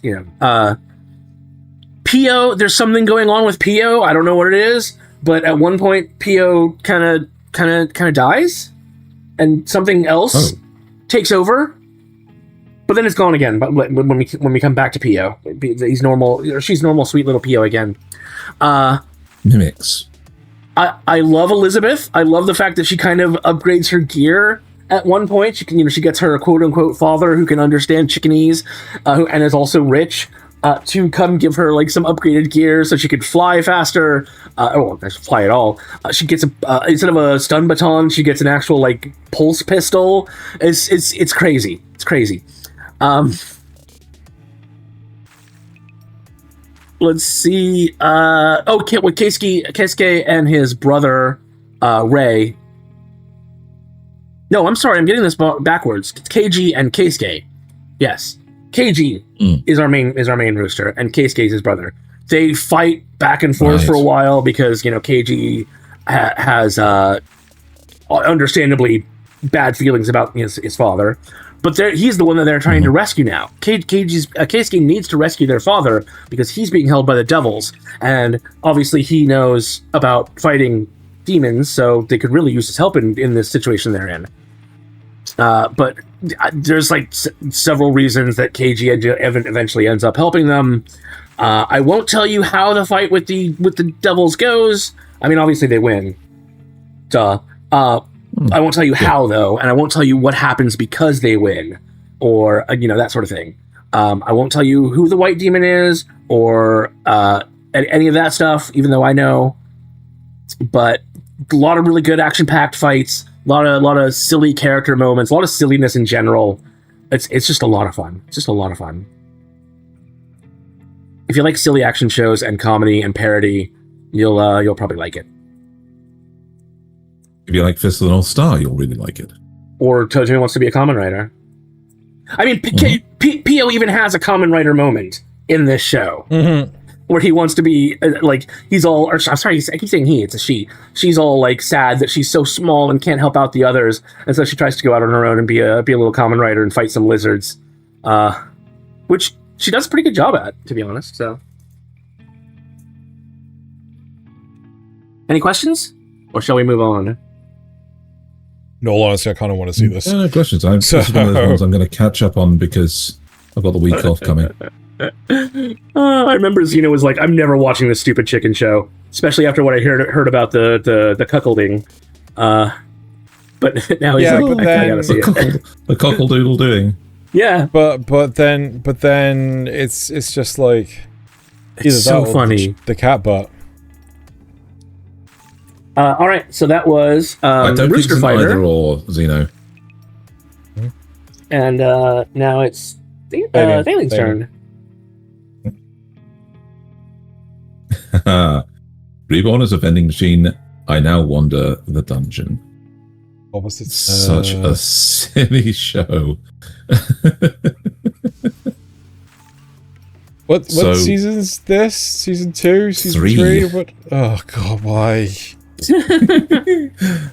So, okay, when they reach the literal end of the dungeon in episode 7, and the dungeon master offers to grant their wishes, you know the show is going to go to even sillier places. So the team all managed to secure the disease on the son of their allies to free up all of our heroes to face off against the big bad guy, the Netherlord. The Netherlord, however, manages to steal the last of the Dungeon Master's power and gives everyone a chance to escape. But of course, it's a plot to trap them at the last minute to make them have maximum despair. And a heroic stand from our vending machine Boxo allows the others to leave, meaning that he is now trapped and needs to be dug out after the collapsed dungeon. When the Netherlord pulls all of the dungeon's monsters and powers out to go and attack the surface. So there's a great big monster parade, including a giant kaiju-sized beast that is a fusion of all the dungeon's bosses, off to attack the nearest fortified city. But before this plot can get even remotely serious, we meet Field, the other guy that got reincarnated in this world, but as a Field. And all the stories that Field's friend Kikyo told the gang are true. He's finally back and regained his strength and is negotiating peace with the Demon Lord. And the reason that's working is because out on the surface world, Field and Co have been growing hardy seeds that can even flourish in the Demon Lord's domain, so he can have fertile land full of crops, thus eliminating his need to raid the human lands to get resources. What a great idea. Turns out the Demon Lord, when sufficiently bribed with tasty food and drink, is a pretty stand-up guy, really. You know, he's a pretty decent guy. The Netherlord, however, a former left arm of the Demon Lord, is basically just not trying to maintain peace. He's trying to win the war. And he's trying to usurp the Demon Lord's position and take his domain too. So the Demon Lord gives Field and everyone else that wants to try to do it the complete freedom to kick the Netherlord's ass without it affecting the peace treaty. This in turn leads to the climactic showdown, where our vending machine and others are driving their way to the battlefield, and Field himself goes kaiju mode too, standing up a 100 by 100 meter square field of turf with like 20 yards thick of bedrock, and sprouting multiple hands to go kaiju fight this giant monster. Meanwhile, all the other side characters fight the army of monsters. I think he's winning me over, Xeno. I think he's winning me over. I'm going to have to watch the show. Boxo and Team then have to take on the actual Netherlord himself. And it's so silly. It's genuinely silly. The Netherlord is defeated by Boxo and Lamis with a rocket-powered punch, where he turns into a locker vending machine full of compressed bottles of gas that launches Lamis at high speed using her super strength to punch him out. But not before all sorts of ridiculous transforming tricks, including transforming into one of the oldest known vending machines in the world, which is an ancient Egyptian urn that apparently vends holy water. But it turns out, because of course this is in a magical world, this is real, and he's able to use it to counter the Netherlord's dark magic. He uses his transformation to drop whole cars on him from a used car vending machine building. And I'm trying to drop other vending machines on him. Yes, have you not heard of the used car vending machine? No. There it is. Yeah, one. Nasuth. He this is just making it up. No, these do not exist. There's no chance. No, fuck off. Used car vending. No. I don't think the Egyptian one counts, but oh my god. You can actually find them at and have vending machines for your cars. Insert your token, watch your car being retrieved, take it for a spin. It exists all across the US. God. No. Not even kidding. No. Right, That's just these don't exist. No, See, look at it. Look on the screen. No, that's look just at a fucking thing. car park. Yes, but it's a coin or a money operated You can buy machine these, you that know. dispenses the You can car buy these. automatically. All of these look all of these look fucking AI generated. That's Carvana, and This it's is a across the YouTube US. video. Sorry, we're falling down a rabbit hole, folks. So This is stupid. no, while Naz is showing Xeno this, I can't give this show a must watch. I cannot. It comes as a weird isekai, but as far as weird isekais go, it's definitely up there. Hell, there was even a weird love confession between Boxo and Lamis at the end. So isekai fans, give this show a watch. These 3 seasons are hilarious fun. This is watching this well, car vending machine. they're just kind of doing the same footage over and over at this point, I think. Well, no, they're not. Yes. Yeah, no, this is 100% real, Xeno. This is not you AI. go in, pay. No. and it vends you a car. Those images. I was saying those images. Oh, some of the images might have been look- CGI or they look- something. Yeah. Yes, or retouched at the very least to make them look more glamorous. This is stupid. That's- This is so what a world we live in. Stupid. Yeah. What a world we Calling live a in. car park a fucking vending machine. No, because you can Well, buy them. these It's are not there to cars you park can- in. It's not there to park in. You A don't put your car rental- in there. You don't put your car, you go and buy those cars. Yeah. Or rent them. They're actually going Oh to my say God. a fucking what you call it, freight ship, fucking what? What's help me out here? Boat? Oh, it's freight boat. Train. Freight boat. Oh, yeah. Is a vending machine. No. Train I'm not gonna say operated gets the stuff off. No, I disagree with the Egyptian That's one, stupid. but like that's legit. So So- I suppose. yeah, stupid. but I'm sorry, that- this is that's- stupid. To consider the because you had to go into the temple, you gave the priest a coin, he would dispense holy water from this thing. If it wouldn't be really inappropriate, I would cafeteria call ladies a Loz vending right now machine. and ask him if he's watching the sodding vending machine. That's talk. But yeah, No, it's just silly fun. I love the way it goes with this. There was even a point where I thought that one of his powers that he was going to get was called Transform, and I thought it was going to make him into a Gundam. But no, they stuck with the vending machine all the way through, and that's real commitment to the bit. You got to respect how committed they are to these genuine bits of being Someone a vending autistic machine. wrote this. Someone really Yes. autistic and with a really good fixation on vending machines wrote this. Yes. This hurts my will to live. Only because you I think mean- you thought we were joking and we weren't. I don't think I want to watch No, this this show, is but I so think it is stupid. kind of admirable No, it's that so somebody's stupid. put this much effort into making a It's so story involving vending machines. Yes, and managed to get 3 seasons of anime out of it. I don't think they're going anywhere further with this. It ends on a kind of a hopeful thing of them going off to find other dungeons to Okay, grant the wishes to make them human. But that's it. Never say Yeah. never. We're getting a fucking 6th season of fucking Rent a Girlfriend. I Yeah, wouldn't but be surprised Japan if is there's obsessed with cuckoldry. Oh my Yeah. I wouldn't All be right. surprised if there's a 4th season of Vending Machine on the way. So that was Reborn as a vending machine. I now want the dungeon. That's Right. one of Xenos. Nasuth, I'm railroading. Oh, okay. All right.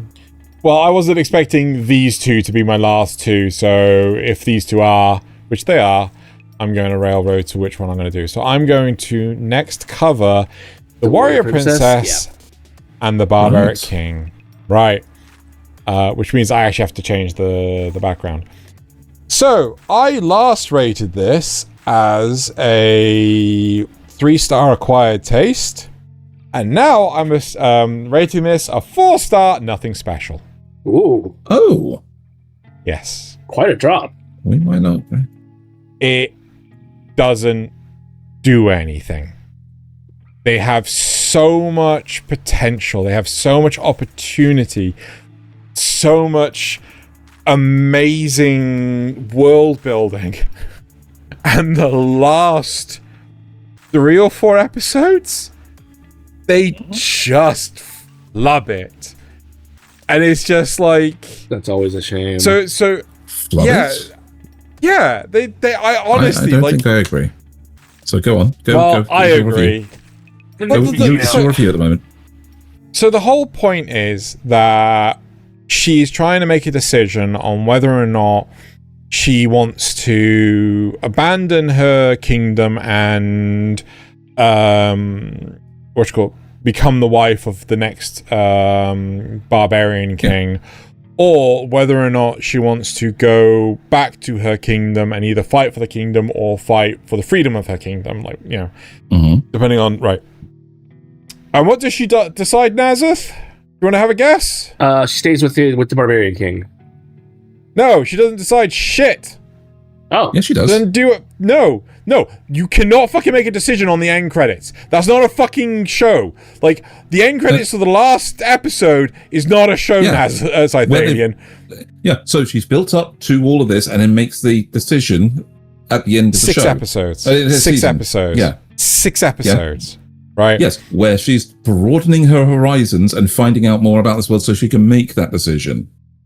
Oh, she's trying to make an informed decision, not an emotional one. Gosh, she wants the facts, not the fifis.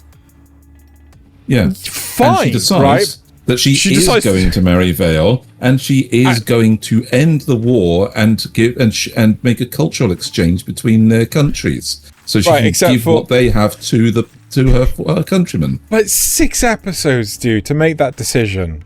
Yes. It was painful as hell. Nothing happened in those 6 episodes. Right? 6 episodes is a lot of time, but depends on what they were doing in that. Yeah. Okay. All right. Fine. Like the introduction, of the oh god, I can't remember her name. The priest girl from her homeland on the 6th episode, Malcius. Right? Yes. Yeah. Her realization of what the actual hell has been going on to their land hasn't set in, right? You and I worked it out nearly instantly. Oh, so that's why their country's so fucked, right? But they haven't fucking worked it out, right? Why the fuck not? No, why doesn't anyone spend 2 seconds to think about it? None of them there think it's magic. They think it's religion. Oh my. She thinks it's religion. She thought it was religion all the way. There's even a dramatic moment with her where she realizes like the fucking discovering this has caused for her, where it's that monster she created literally took her memories from before 7 years ago. You know, a proper thing where she then joins she's called one of the cleansed because she's had her memories stolen by this thing. It's a rare thing that she would survive the process she went through. Right. And has gotten off lightly with her memories removed. On top of that, they go through a whole 2-sided cleansing ritual of that space where they actually magically cleanse it and then do the hard work of replanting the forest to show, you know, it is a fantastic way of actually showing, you shouldn't just count on one thing. You should actually do the work. Yeah, well, I get that. I really do get, right? I do get that. But like, hold on. We can do this. We could take this principle and apply it to our kingdom. But do they? Nope. Well, they could go like this season because you have decided that episode. Yet. We haven't got a season 2 though, have we? No, not yet. But again, you can have the satisfying conclusion to a season of build-up be the decision is made. I'm really surprised that... It's just like this. This is the will they, won't they. For everyone's benefit, Nasuth just googled that. So Nasuth has just googled the Warrior Princess season 2, and he's just gone seen Warrior Princess. Xeno Warrior Princess season 2.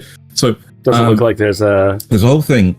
The whole thing of these last few episodes, the 7 and 8 are set up for the next couple where they go to one of the other kingdoms, and there's a whole load of interesting reveals. For example, people that have soloed a dragon can literally summon a dragon to fly. And they discover the whole thing with the dwarves actually being dwarves, having a city underground where they're studying ancient tech, and they learn about the cultures there a bit. Yes, there's a hot springs episode. This could be Earth. Oh wait, no, there's Mecca. That's not Earth. Okay, yeah, cool. that's not Earth. So they find technology that's been infused with willpower to the point where it will actually still react to you if you get its attention. So the dwarves are studying it, and that's where all of their advances come from. And at the end of that, they even fight a real dragon. Well, for this world, they do it twice. Yeah, so for the second time, it decides, because it's actually intelligent and it's able to talk to them after they fight it. I hate that fight so much. But even that reveals something where the homeland of Serra is called Ildoren, but the dragon addresses her as Ildoren, as in the dragon Vessel of Ildoren. Vessel of Ildoren. Meaning that one of the other reveals about Serra's kingdom is that it was in fact inhabited by a dragon, and all the people in it are blessed by her in some way, which we see a foreshadowing of in one of Serra's dreams. That helmet design is ass. Yeah, that helmet design is ass. I will agree with you, the helmet design is ass. But for your benefit, right? For your benefit, they make all this fucking big palaver about, we're going to give you this special crystal helmet that's powered by willpower alone. You're losing me on anything powered by willpower, right? What are we, fucking Green Lanterns? But not only that, except the entire magic system works on willpower in this. Right? Yeah, I read the Gareth the Sorcerer. I know how the will works. Right, but except for we're giving it to a knight. Why is anyway, that's besides the point. This knight who turns on the helmet, for some strange reason, the helmet takes the shape of her hair. Loose. Because it's down. An energy helmet going all the way down her hair. Yeah, it doesn't have to be practical if it's magic. It looks it's an energy helmet. Dumb as hell. Yeah, the actual helmet when it's out does look dumb as hell, I will admit. But I do like the fact that it's an energy projector helmet that comes from a hair accessory she puts in that reacts to how she's thinking and expressing. So she's got bunny ears for the rest of the show. So it's a white full head helmet that then just spreads down her down her back. I think these are these the bunny ears you're talking about? That's the bunny ears. They are. Yeah. And it doesn't fit in with her armor at all. They go into this thing about how her armor is in fact carefully made. It's got platinum coated conductor for willpower to flow through it and reinforce it when she's fighting. No, don't put crystal helmet. That's not it. The crystal helmet's the one that she originally.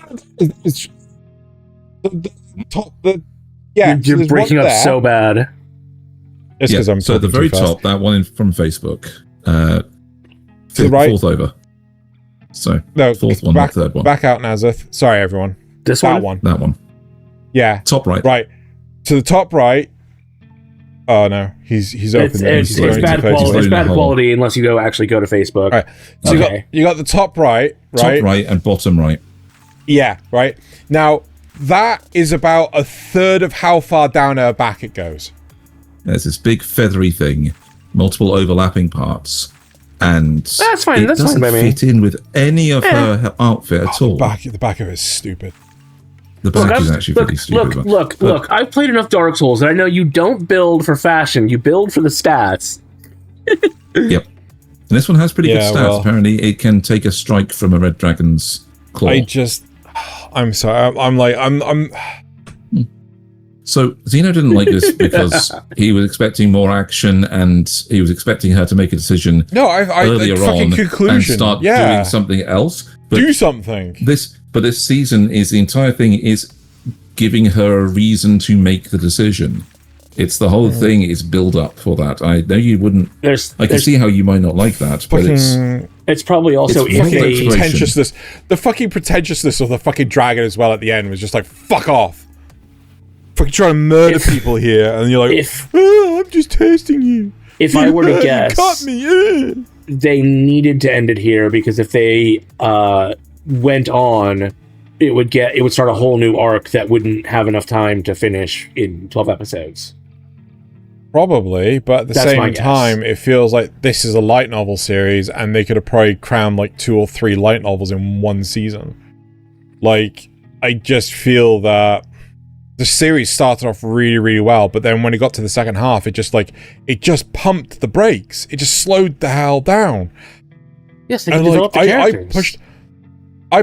So I was pushing myself to actually watch this. I actually went, you know what, I need a quick win. I put on the English dub. I turned off the English dub. It was bad.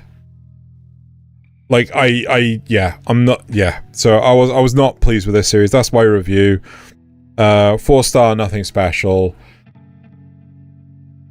I'd rather watch another different fantasy show. Oh, Xeno. Oh, you. What? I would rather watch Wistoria, Wind and Soul. Xeno, it's Wand and Sword. Xeno, it's Wand and Sword. Xeno. Wand and Wind. No, but I would seriously rather Earth, watch Wand Wistoria. and Sword. Earth, Wand and Fire. Earth, Wand and Fire. Well-known band. So, anyway, there you go. That's the Warrior Princess and the Barbaric King, and I'm sticking with my 4-star nothing special. I feel like we've all been driven a little insane by this season. Yes. Right, so now it's time for my last one. Fist of the North Star. Hokuto no Ken. Yes. Wow. No change. No change here. Must watch 4. Obviously, I can't give it must watch 5 for a couple of reasons. The first is that, again, because it's a balls to the wall 80s style action show, it's not going to be for everyone. Same with Rooster Fighter, right? It's very similar in that regard. Yeah. It's got a couple. It's also got a couple of rough spots in a few places, where I feel like it sort of, especially at the end, it felt like it was kind of stretching out the final battle a little too much. Not enough action, too much talking. If you get my meaning. But it is confirmed for a second season. I'm not sure what they're calling it, but at least another core at some point. Okay. Quick notes is the animation stays pretty much consistent all the way through, but I do feel like there was a lot less fighting and a lot. I did say that, yeah, which isn't necessarily bad because it does give them a chance to show Ken's clever and deeper side than just guy who punch hard, guy who punch fast. As I said, the setting is very dumb, fun 80s era action. So be prepared for a little bit of misogyny, just a sprinkling of it. But really only in one bit, and it kind of makes sense given the character in the world. Still made me a little uncomfortable, but it was fine. Can I ask? Is this a character we don't like? Or is this a character that we're supposed to like? No, it's a character that we're supposed to like. And they're being misogynistic. Yeah. Fair enough. But there's I don't want to excuse it, because it's not a bad thing, but there are reasons he is that way, even if he shouldn't be. Whoever designed the characters needs an award for crafting some truly fucking ugly faces. You always know Ken will win, and often even how, but it's still fun to watch it happen. And there was also some fun, unexpected things like the return of the bartender as a recurring sort of comedic relief character. That was kind of fun. So, oh gosh, I forgot to start the timer again. We'll just say it's already been going for like 2 minutes. The line "looks like you'll have to die before you learn your lesson" is such a Sigma thing to say. Such a badass, Sigma. Totally makes sense. Not at all silly. The gore in this show is really, really graphic and well done. Bits of bone showing from holes that have been punched through someone, organs and entrails, that sort of thing in this 3D rendered detail. Before they fight, Ken has the leader. So where we left off at 6th episode was Ken was going to a place called God's Land to defeat a bunch of essentially fascist, eugenicists. They think that the best way to breed humanity, or to make humanity, is to basically kill each other until only the strong ones are left, and then have those breed with women. Right. And so Ken just wipes them all out. You'll And notice with the women? no, he Is that the misogyny part? No. He saves them all. You'll notice a trend in the show when they finish one arc like this, where Ken goes and does a thing. Another one immediately starts in the background. So, like, as he's coming back from God's Land, we see somebody else walking through the desert, like she's blind and about to fall off a cliff. And Ken grabs her at the last. Actually, it's him. Sorry, the actor is the person portraying them is clearly a female actor, but they're playing a little tiny boy, so it's easy for my brain to mess those up. Right. Turns out she is from Bat's village. Bat is the orange-haired kid here, the one that's following Ken around, the boy rather than the girl. And so he's from Bat's original village. The well there is dried up, and he's out here looking for help to dig a new one. And Bat's kind of like, I don't know, I don't want to go. But of course, Ken, being Ken, is immediately takes off.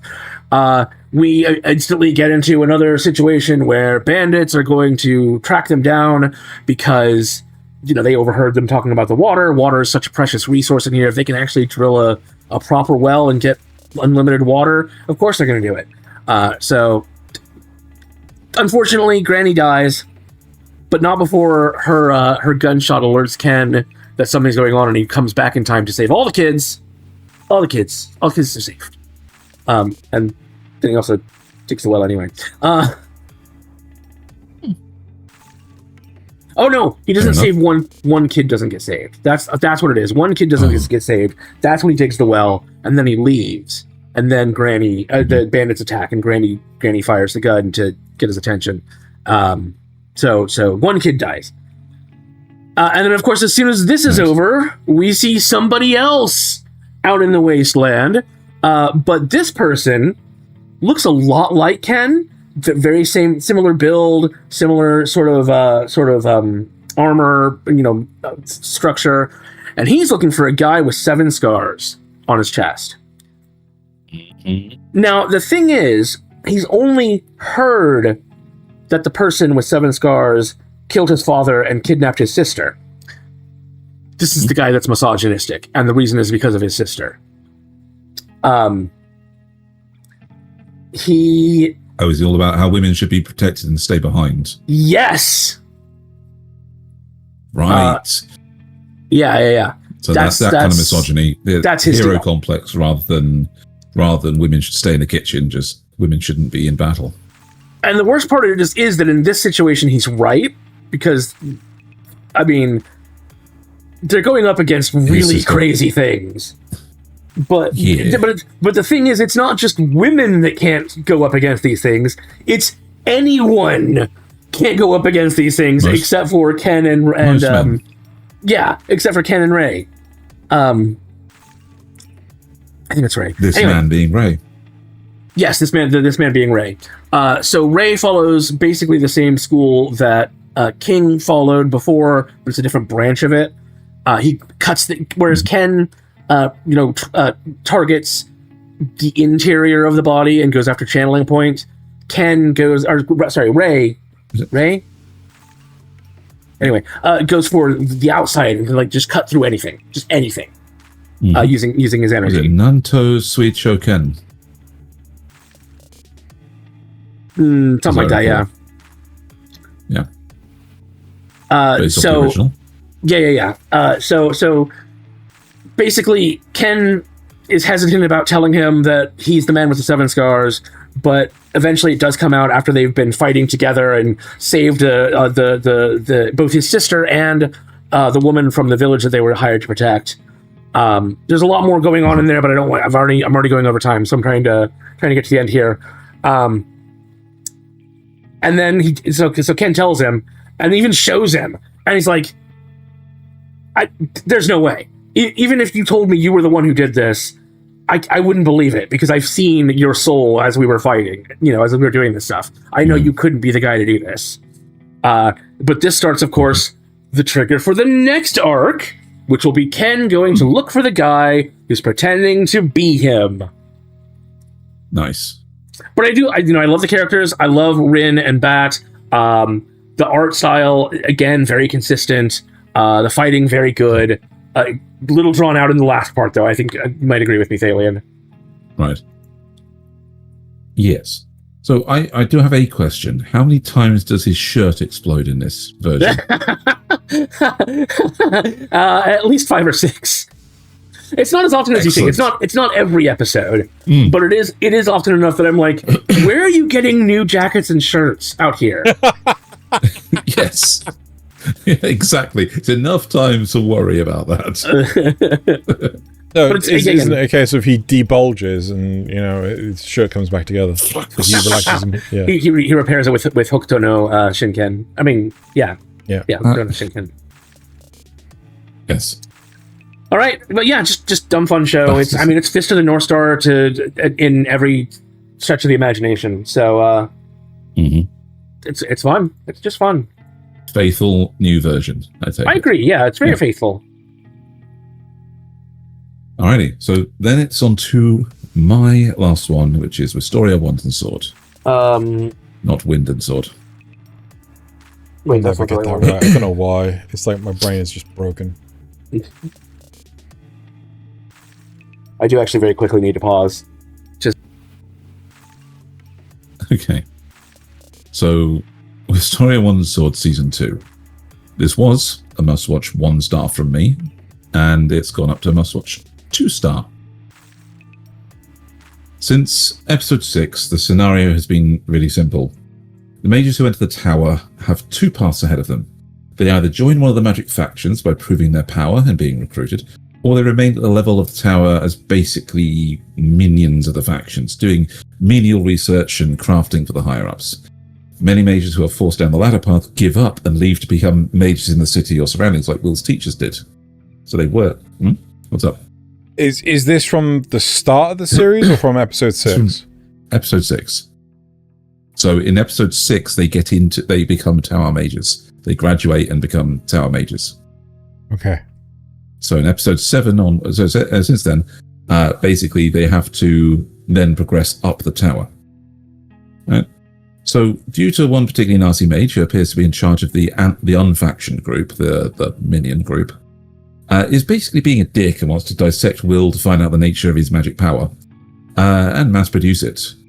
Will and a few of the other graduates actually fail the first test to join some factions. However, as with any hero on their journey, a mentor appears to help him. A witch of some renown has an idea that Will's power isn't just to create a magical sword powered by magic from other people, but is something he does instead of regular magic. And if he can use his dreams to unlock the memories of how he found out he had this power, then he'll be able to pass the next test with it. And she's absolutely right. Will takes a 6-day nap, basically, being watched over by her. When we relive his past memories of the first time he used his power, he's protecting Elfie as a child, learn a bit about where he came from, and when he wakes up, he's confident he can use his power without taking magic from other people. And in fact, he rushes to the test and aces the test. And the last 2.5 episodes of the show are the direct consequence of this, because acing the test basically caught the eye of one of the other Magia Vanda, the Lightning Faction's leader, who is a bit of a battle maniac. Man, I wish I could sleep for a week and then ace a test. That'd be amazing. Yeah, that'd be amazing. Oh, I always thought about that. Basically, when he passes, he admires Will's battle spirit and says, and when there's protest about him not really passing, they're debating, he says, well, if he can take a magic kill shot from me, then he'll pass, right? Guaranteed. Half the people here couldn't do that. And so he shoots him with lightning magic, and Will survives it using his power to absorb the magic into his sword. And this guy then says, well, yes, absolutely, you're joining my faction, not Elfaria's. Which immediately makes Elfie go into childish rage mode and set off a immense, beautifully animated, properly shonen final magical brawl to see whether the lightning guy or the ice woman gets Will in their faction. And it's big, it's beautiful, it's magic circles, flashy moves, and culminates with both the lightning guy and Elfaria summoning the literal avatars of their elements to clash together. And when they're finally out of magic, they're about to go fist to fist, which is hilarious, because the leader of the Magia Vanda steps in and says, we can't have you brawling like common people in the streets. Rock, paper, scissors it. And they literally go 300 rounds of rock, paper, scissors, and the lightning guy wins on the last one, is able to claim Will for his faction. Okay. But despite that silliness, the ending's really satisfying for this, because it ends up with a whole load of emotional and social recognition for Will. Where he's actually making friends and influencing people and forming bonds with the people he came here with. And we even get a nice little note where Will's former teacher shows up and sneaks him out of the tower to meet up with Elfie again in a more private location. So they can have a proper reunion at long last. It's cute, it's funny, and I love how well they pair up as a couple. So, back at the start of season 1, I knew this wasn't just going to be another battle shonen. I'm not sure how I knew it wasn't going to be, because I think it didn't quite have the same feel as like Demon Slayer or similar. And I'm pleased to say that this has actually proved worth the watch for me. And the last episode, which only came out today as of recording, confirmed the production of a 3rd season, so I'm going to enjoy even more of this in the future. Xeno. What? It is.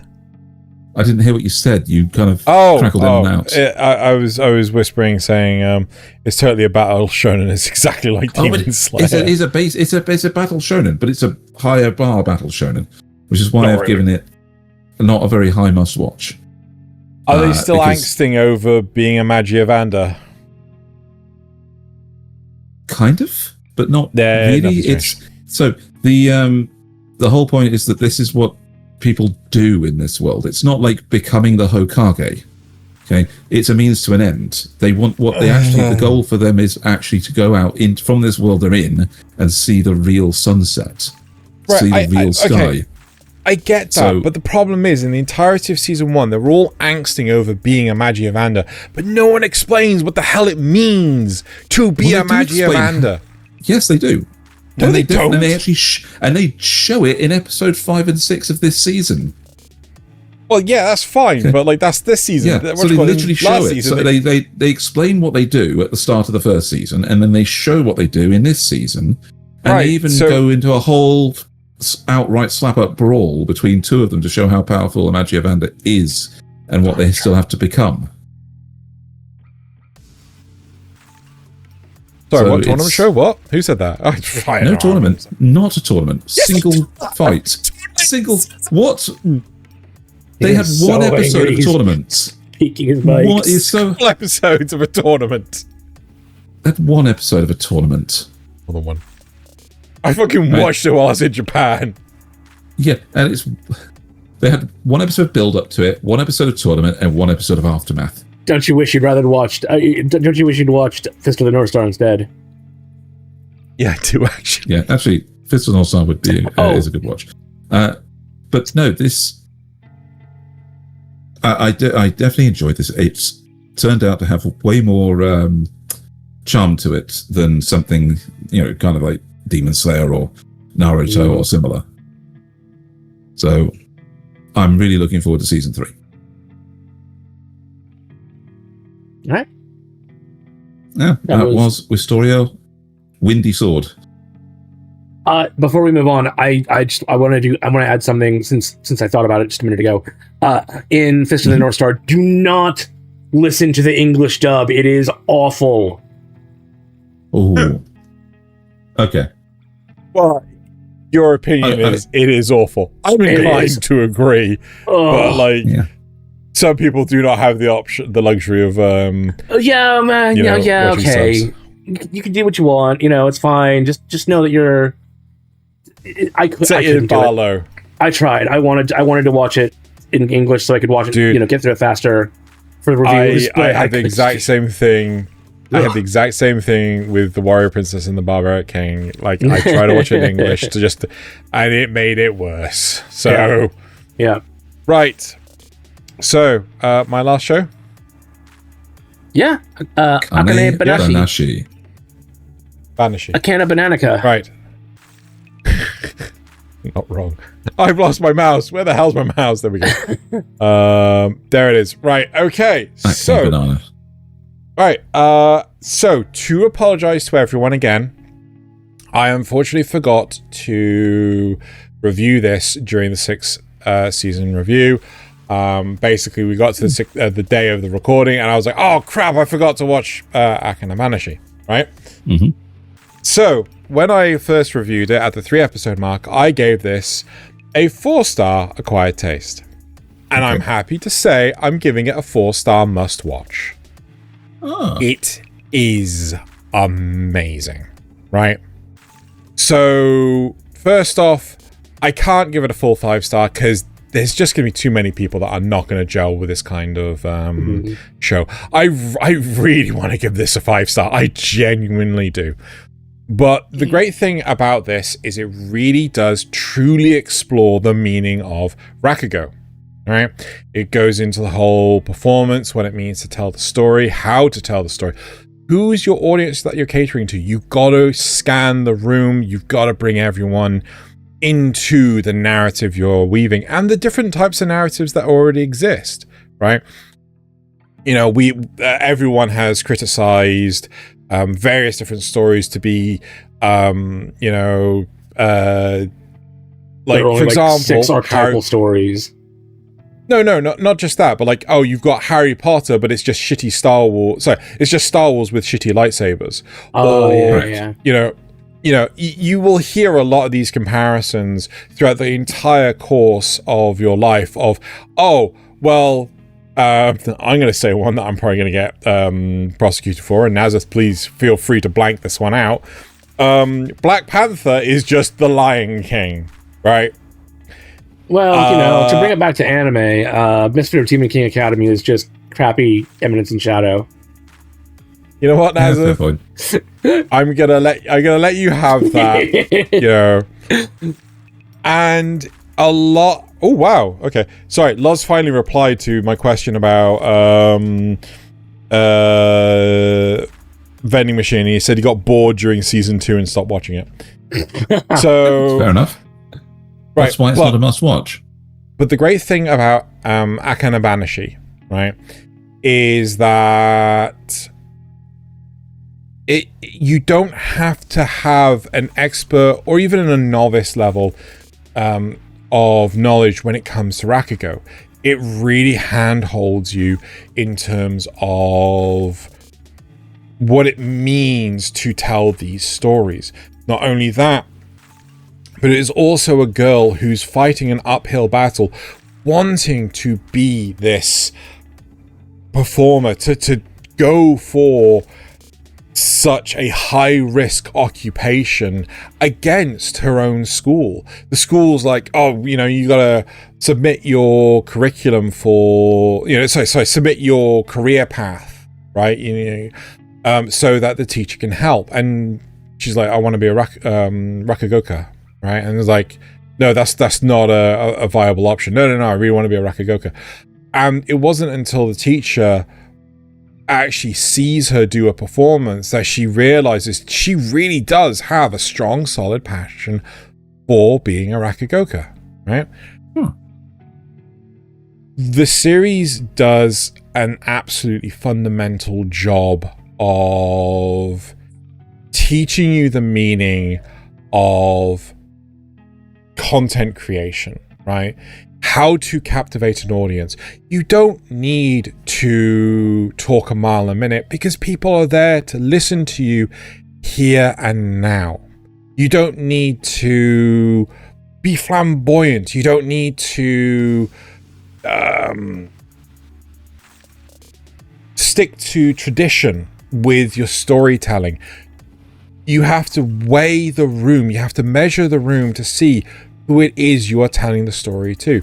One of her competitors, one of her rivals in the show, he really hates the way that the traditional rakugo is told in such a way that your modern day individual wouldn't necessarily get. So he modernizes it. He talks about academia. He talks about instead of using old traditional weights, he talks about modern weights. In the UK, we used to use Fahrenheit. And my mum, who grew up with Fahrenheit, still uses Fahrenheit. I've grown up with Celsius, and I always use Celsius. So, you have to so he would specifically go for Celsius. He wouldn't read the room. He would only cater to himself and who he assumed was his target demographic, not who was in front of him. And this is such a powerful motivator for how you tell the story. It was so impressive. Now, one of the most common things I complain about whenever it comes to any anime is referring to characters that have made a bit appearance, or you've had a moment to take something in, and you're like, well, one of my favorite ones that I refer to is Attack on Titan. I know I'm going a little bit long, but please bear with. In Attack on Titan, there's one moment in the first season where the female Titan does a pose which one of the Scout Corps, is that what they were called? I think that's what they were called, does the same pose in episode 4 or 5 or 6, really, really early on. I watched that episode 6 months prior, right? I couldn't remember the relevance to what this female Titan's pose was, right? Loz, who had only watched it literally the same week, knew exactly what the relevance was, right? That is something I really struggle with in terms of momentary references to something. In Akane-banashi, why this is relevant, right? In Akane-banashi, the girl's best friend, or childhood friend, is quizzed whether or not he thinks that the girl can become a rakugoka, right?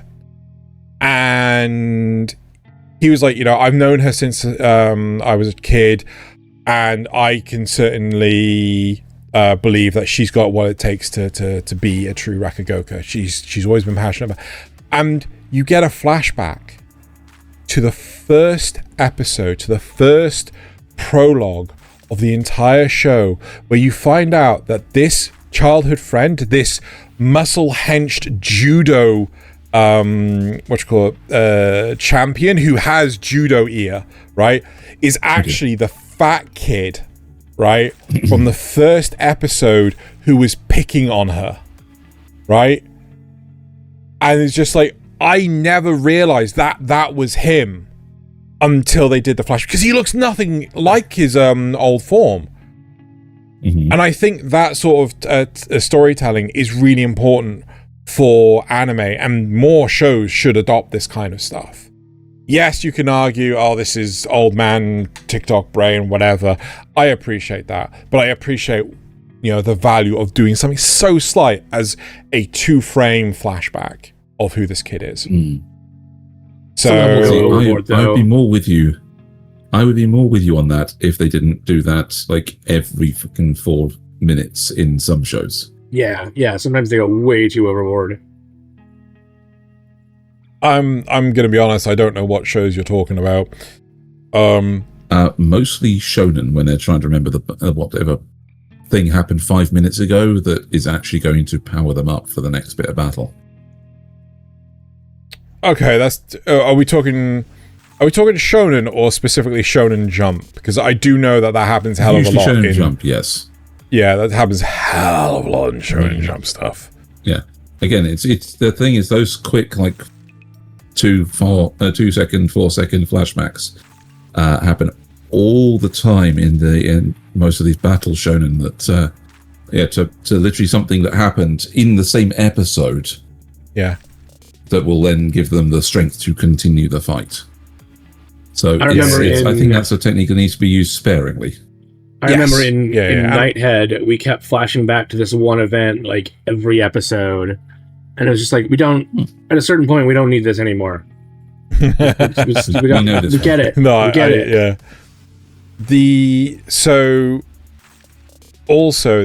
Because our Akane, she our main girl, she does this competition. The results of the competition, holy shit, they are harrowing. It's just my god, that's so good. If you like very artsy-fartsy shows, if you like stuff that doesn't conform to the norm, seriously give Akane-banashi a go. It is so down. And the dub, oh my god, the dub is good. When we originally reviewed it in the 3 episode, I didn't know there was going to be a dub, and the dub is so well done. The animation, impeccable. The whole thing is crazy. And I caught myself laughing out loud a number of times with the Rakugo performances. Honestly, it's an excellent show. It's going to be overshadowed by so many others. But it is good that you watched it. Oh, so good. So good. It's getting season 2. Season 2. Never expected that one. Season 2. Yeah. I think Nasuth would like it, genuinely. I don't know. Sounds kind of slice of lifey to me. I hate you so much. You're a dick. I mean, it does. I'd be willing to give it a try, but it sounds kind of, I wouldn't say it's particularly slice of lifey. There's too much of a that listing. It's a drama, but it's not listed as a slice of life on the database. Yeah. All right, well, that's Go on, do it. That's Akane-banashi, and that's the last review. It is. So, guys, fantastic. Go watch Demons of the Shadow Realm, which has Atelier, Rooster Fighter. Do it. And Akane-banashi. There's some really good shows this season. Akane-banashi. Akane-banashi. Right, okay, let's move on to, I believe, the supporter questions. Yes. Supporter questions. Right, so moving on to the supporter questions. Ricuse Eggs Bacon and Spam says, welcome to near the best part of the show. We are so glad you made it this far. Since you are this far, why don't you click the like button? And while you're there, just move your finger or mouse a little and subscribe to. We appreciate it. We really do. Ricuse Eggs Bacon and Spam asks, since we know that robots are not non-binary, what anime are you proud you have watched? What anime am I proud Because of? it's Pride Month. Oh, Pride Month. Gushing over magical girls. JoJo. Utena. Ah, yes. Utena. Which Very Hat good one. Thaylien says, since we did a whole episode on the topic of what's coming next season, in time before we have to review those shows, what older shows do you think you could pick up and watch again during the summer heat? Saga of Tanya the Evil. Oh, yeah. Yeah, because Killer if you want a refresh on that one, because the next one's coming. Yep. Oh, okay, so 100 Girlfriends. Oh, so happy that the season's coming. I'm just going to catch Summertime up with rendering. Iruma-kun. But welcome to Demon School, Iruma-kun. Needs me catching up on it. I also want to watch... Yeah, you do. Right, Such a okay. silly show. Right. Yes. Carry on. Okay, so that's it for the supporter questions. And now, shock horror, it's time for the memes. Come out of nowhere. Yep. Most of ours come from Reddit, but I think Xeno's got a few from Instagram this time. He's getting more and more Most of of the those. time mine come from Instagram, but like Yeah. I'm this time I got a bunch from Reddit, YouTube, all over the place. We also take up to 6 viewer memes. You can come to our Discord and drop them in the special channel for them, where we don't even see them beforehand unless one of us ends up submitting them. Now, our meme fetcher did say we have 5. I don't know why they're all gray, so we'll see if we have to pause here and Guys be like, I'm fine, and then watch 12 episodes of romance anime about high school students. I see nothing wrong with this. No, not the slightest. well, 2 things: romance anime and high school students. But yeah, sure. Better than that and Bone and Slop. Me watching out of control kids harass fast food workers. Me watching out of control kids harass the Scientology cult. Yes, one of those is okay to do. One of those is Yes. one of those is just fine to do. I'll let you guess which one. Miss Sahari, I'm making breakfast. How do you like your eggs? Fertilized. Huh? Yep, that sounds right.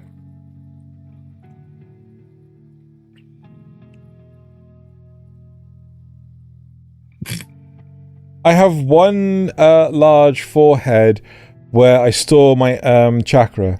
Just one large forehead? I'm out noobs these days. Oh dear. That is a large. That's a very large chakra storage. Oh dear. I can hear it now. I know for the show. This is way too accurate. All right, on to. Just try to imagine it. I can imagine every single line he says in Donald's voice now. What about Daffy back here? What? No, that's that just Donald in a Daffy? mask. Yeah. No, that's He's totally wearing Daffy. the mask from the characters Whatever. thing. Just go to yours, Nazza. Adopting a dog. Adopting a cat. Oh my god. Yes. Cat dispenser system. Always works. Yep. Who are you? I'm you, but nasty. Oh my god. Oh. Born to be an anime character, forced to play football. Oh my god. Who invited these guys? Next one's a video. That's an interesting take, but have you confirmed with the author? I am the author. Oof. Next one I remember made. the original comment of this. I was lucky enough to see this play out in real time. It was hilarious. Next one I made myself, just for Xeno. Corbett needs to tell the difference between these two images. The same picture. I have no idea what the thing on the left is. Sorry, right is. That's from Dot Hack. Hack sign. No idea. Yep. Well, Never you heard know, of it. it's fine. It's just better than Shangri-La Frontier. I know Superior. I know Emil from Superior Taste of Shangri-La Frontier, but I mean, all right, and my last one is also a video. You're gonna like this one. No, not this one. It's so long. Yes, it is. I have no idea what this is from either. What this anime is. I think this is Super Crooks or Super Criminals or something. It's like, It might be actually. Yeah. I'm pretty sure I've watched that. It's related to. This is stupid. This is so stupid. Like I just like. But it keeps getting worse. How have none of them heard of a fucking break? Alright, there's enough of that. Alright. Jojo And how is the it story of his father for guidance. Jojo, you ill-mannered knob. Can you do anything right? Dio would have never found himself in such a predicament. Dio would have finished Bruford before being dragged under the water. Dio would have defeated Dio in the mansion. Dio would have never fed Danny grapes. Grapes are poison to dogs. Did you know that, Jojo? Of course not, you dim-witted twat. Fuck! That's how Jojo's father would have sounded. Glad of these. Yeah, so protagonist upon transforming. Goku. Oh my god. New headgear. That's great. That is great. Sometimes he gets bigger too, you know. Next one's a video. His wife knows. Beautiful skill from Black Leg Sanji as he looks for the finish and goal. Will go as France takes the lead. ¡Qué hermoso talento de pierna negra! Sanji se acerca a la portería y ¡golazo!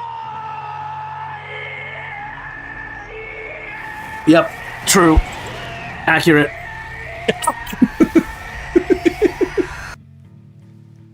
¡1-0 Francia!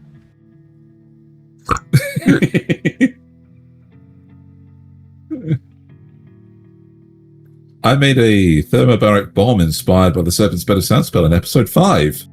There is something going in the Witch Hat Atelier subreddit.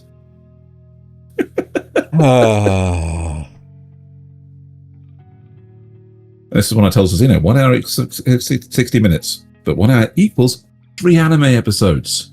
But only Not if you true. skip the opening and closing credits. Which Now you true. should do if you're binging.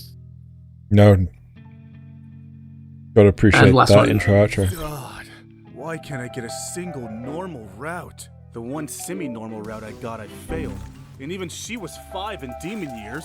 It's like it's impossible for the system to find anyone who's not related, a guy, underage, or some sort of freak. Stepsister route and Oh my stepbrother God. route are not technically related. Not hooking up with my mom's system. What about side character route? Hi, I'm Hee-Jin. Oh, you're the girl from the Ice Elf Gate. We didn't talk much, but you seem pretty normal. I'm glad you remember me. You were the guy who was dating the high school girl, right? I can explain that. No, it's fine. It's actually a good thing. I'm sorry? I've been looking for someone who shares a similar kink. The hell does that mean? Well, you see, I think it would be so hot if you dressed up like a baby and let me breastfeed you. Yeah, I don't think we were compatible. What about big titty witch route?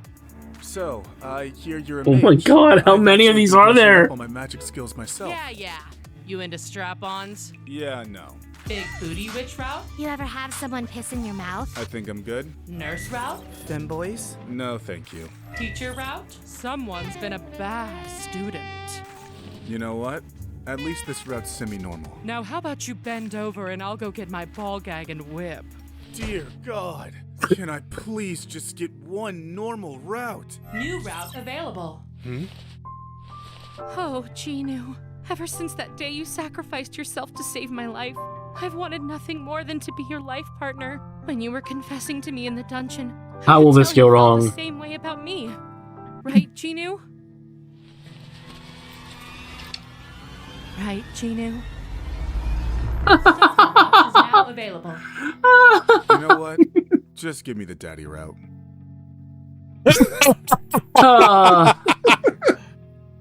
Oh my god. Every time. As you know. Yeah, we kind of already had this, but yeah, What? like Miss Harry, I'm making breakfast. How do you like your eggs fertilized? Damn, she's thirsty. So Yeah, they didn't unfortunately. overlap because they're actually different memes for different subs, but not technically. It's technically the same. Different punchline. Kind of. Different reaction to the punchline. Anyway, video. Can an anime man make you barf?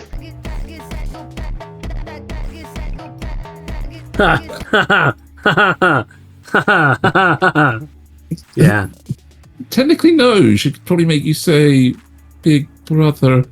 Kaiju girl, caramelize. Run! It's Godzilla-chan! It Yes. looks like Godzilla, but due to international copyright laws, it's not. I actually saw this in video But still, form. I we should have should saved run it. like it's Godzilla. Yep. Though it isn't. Video. Wow.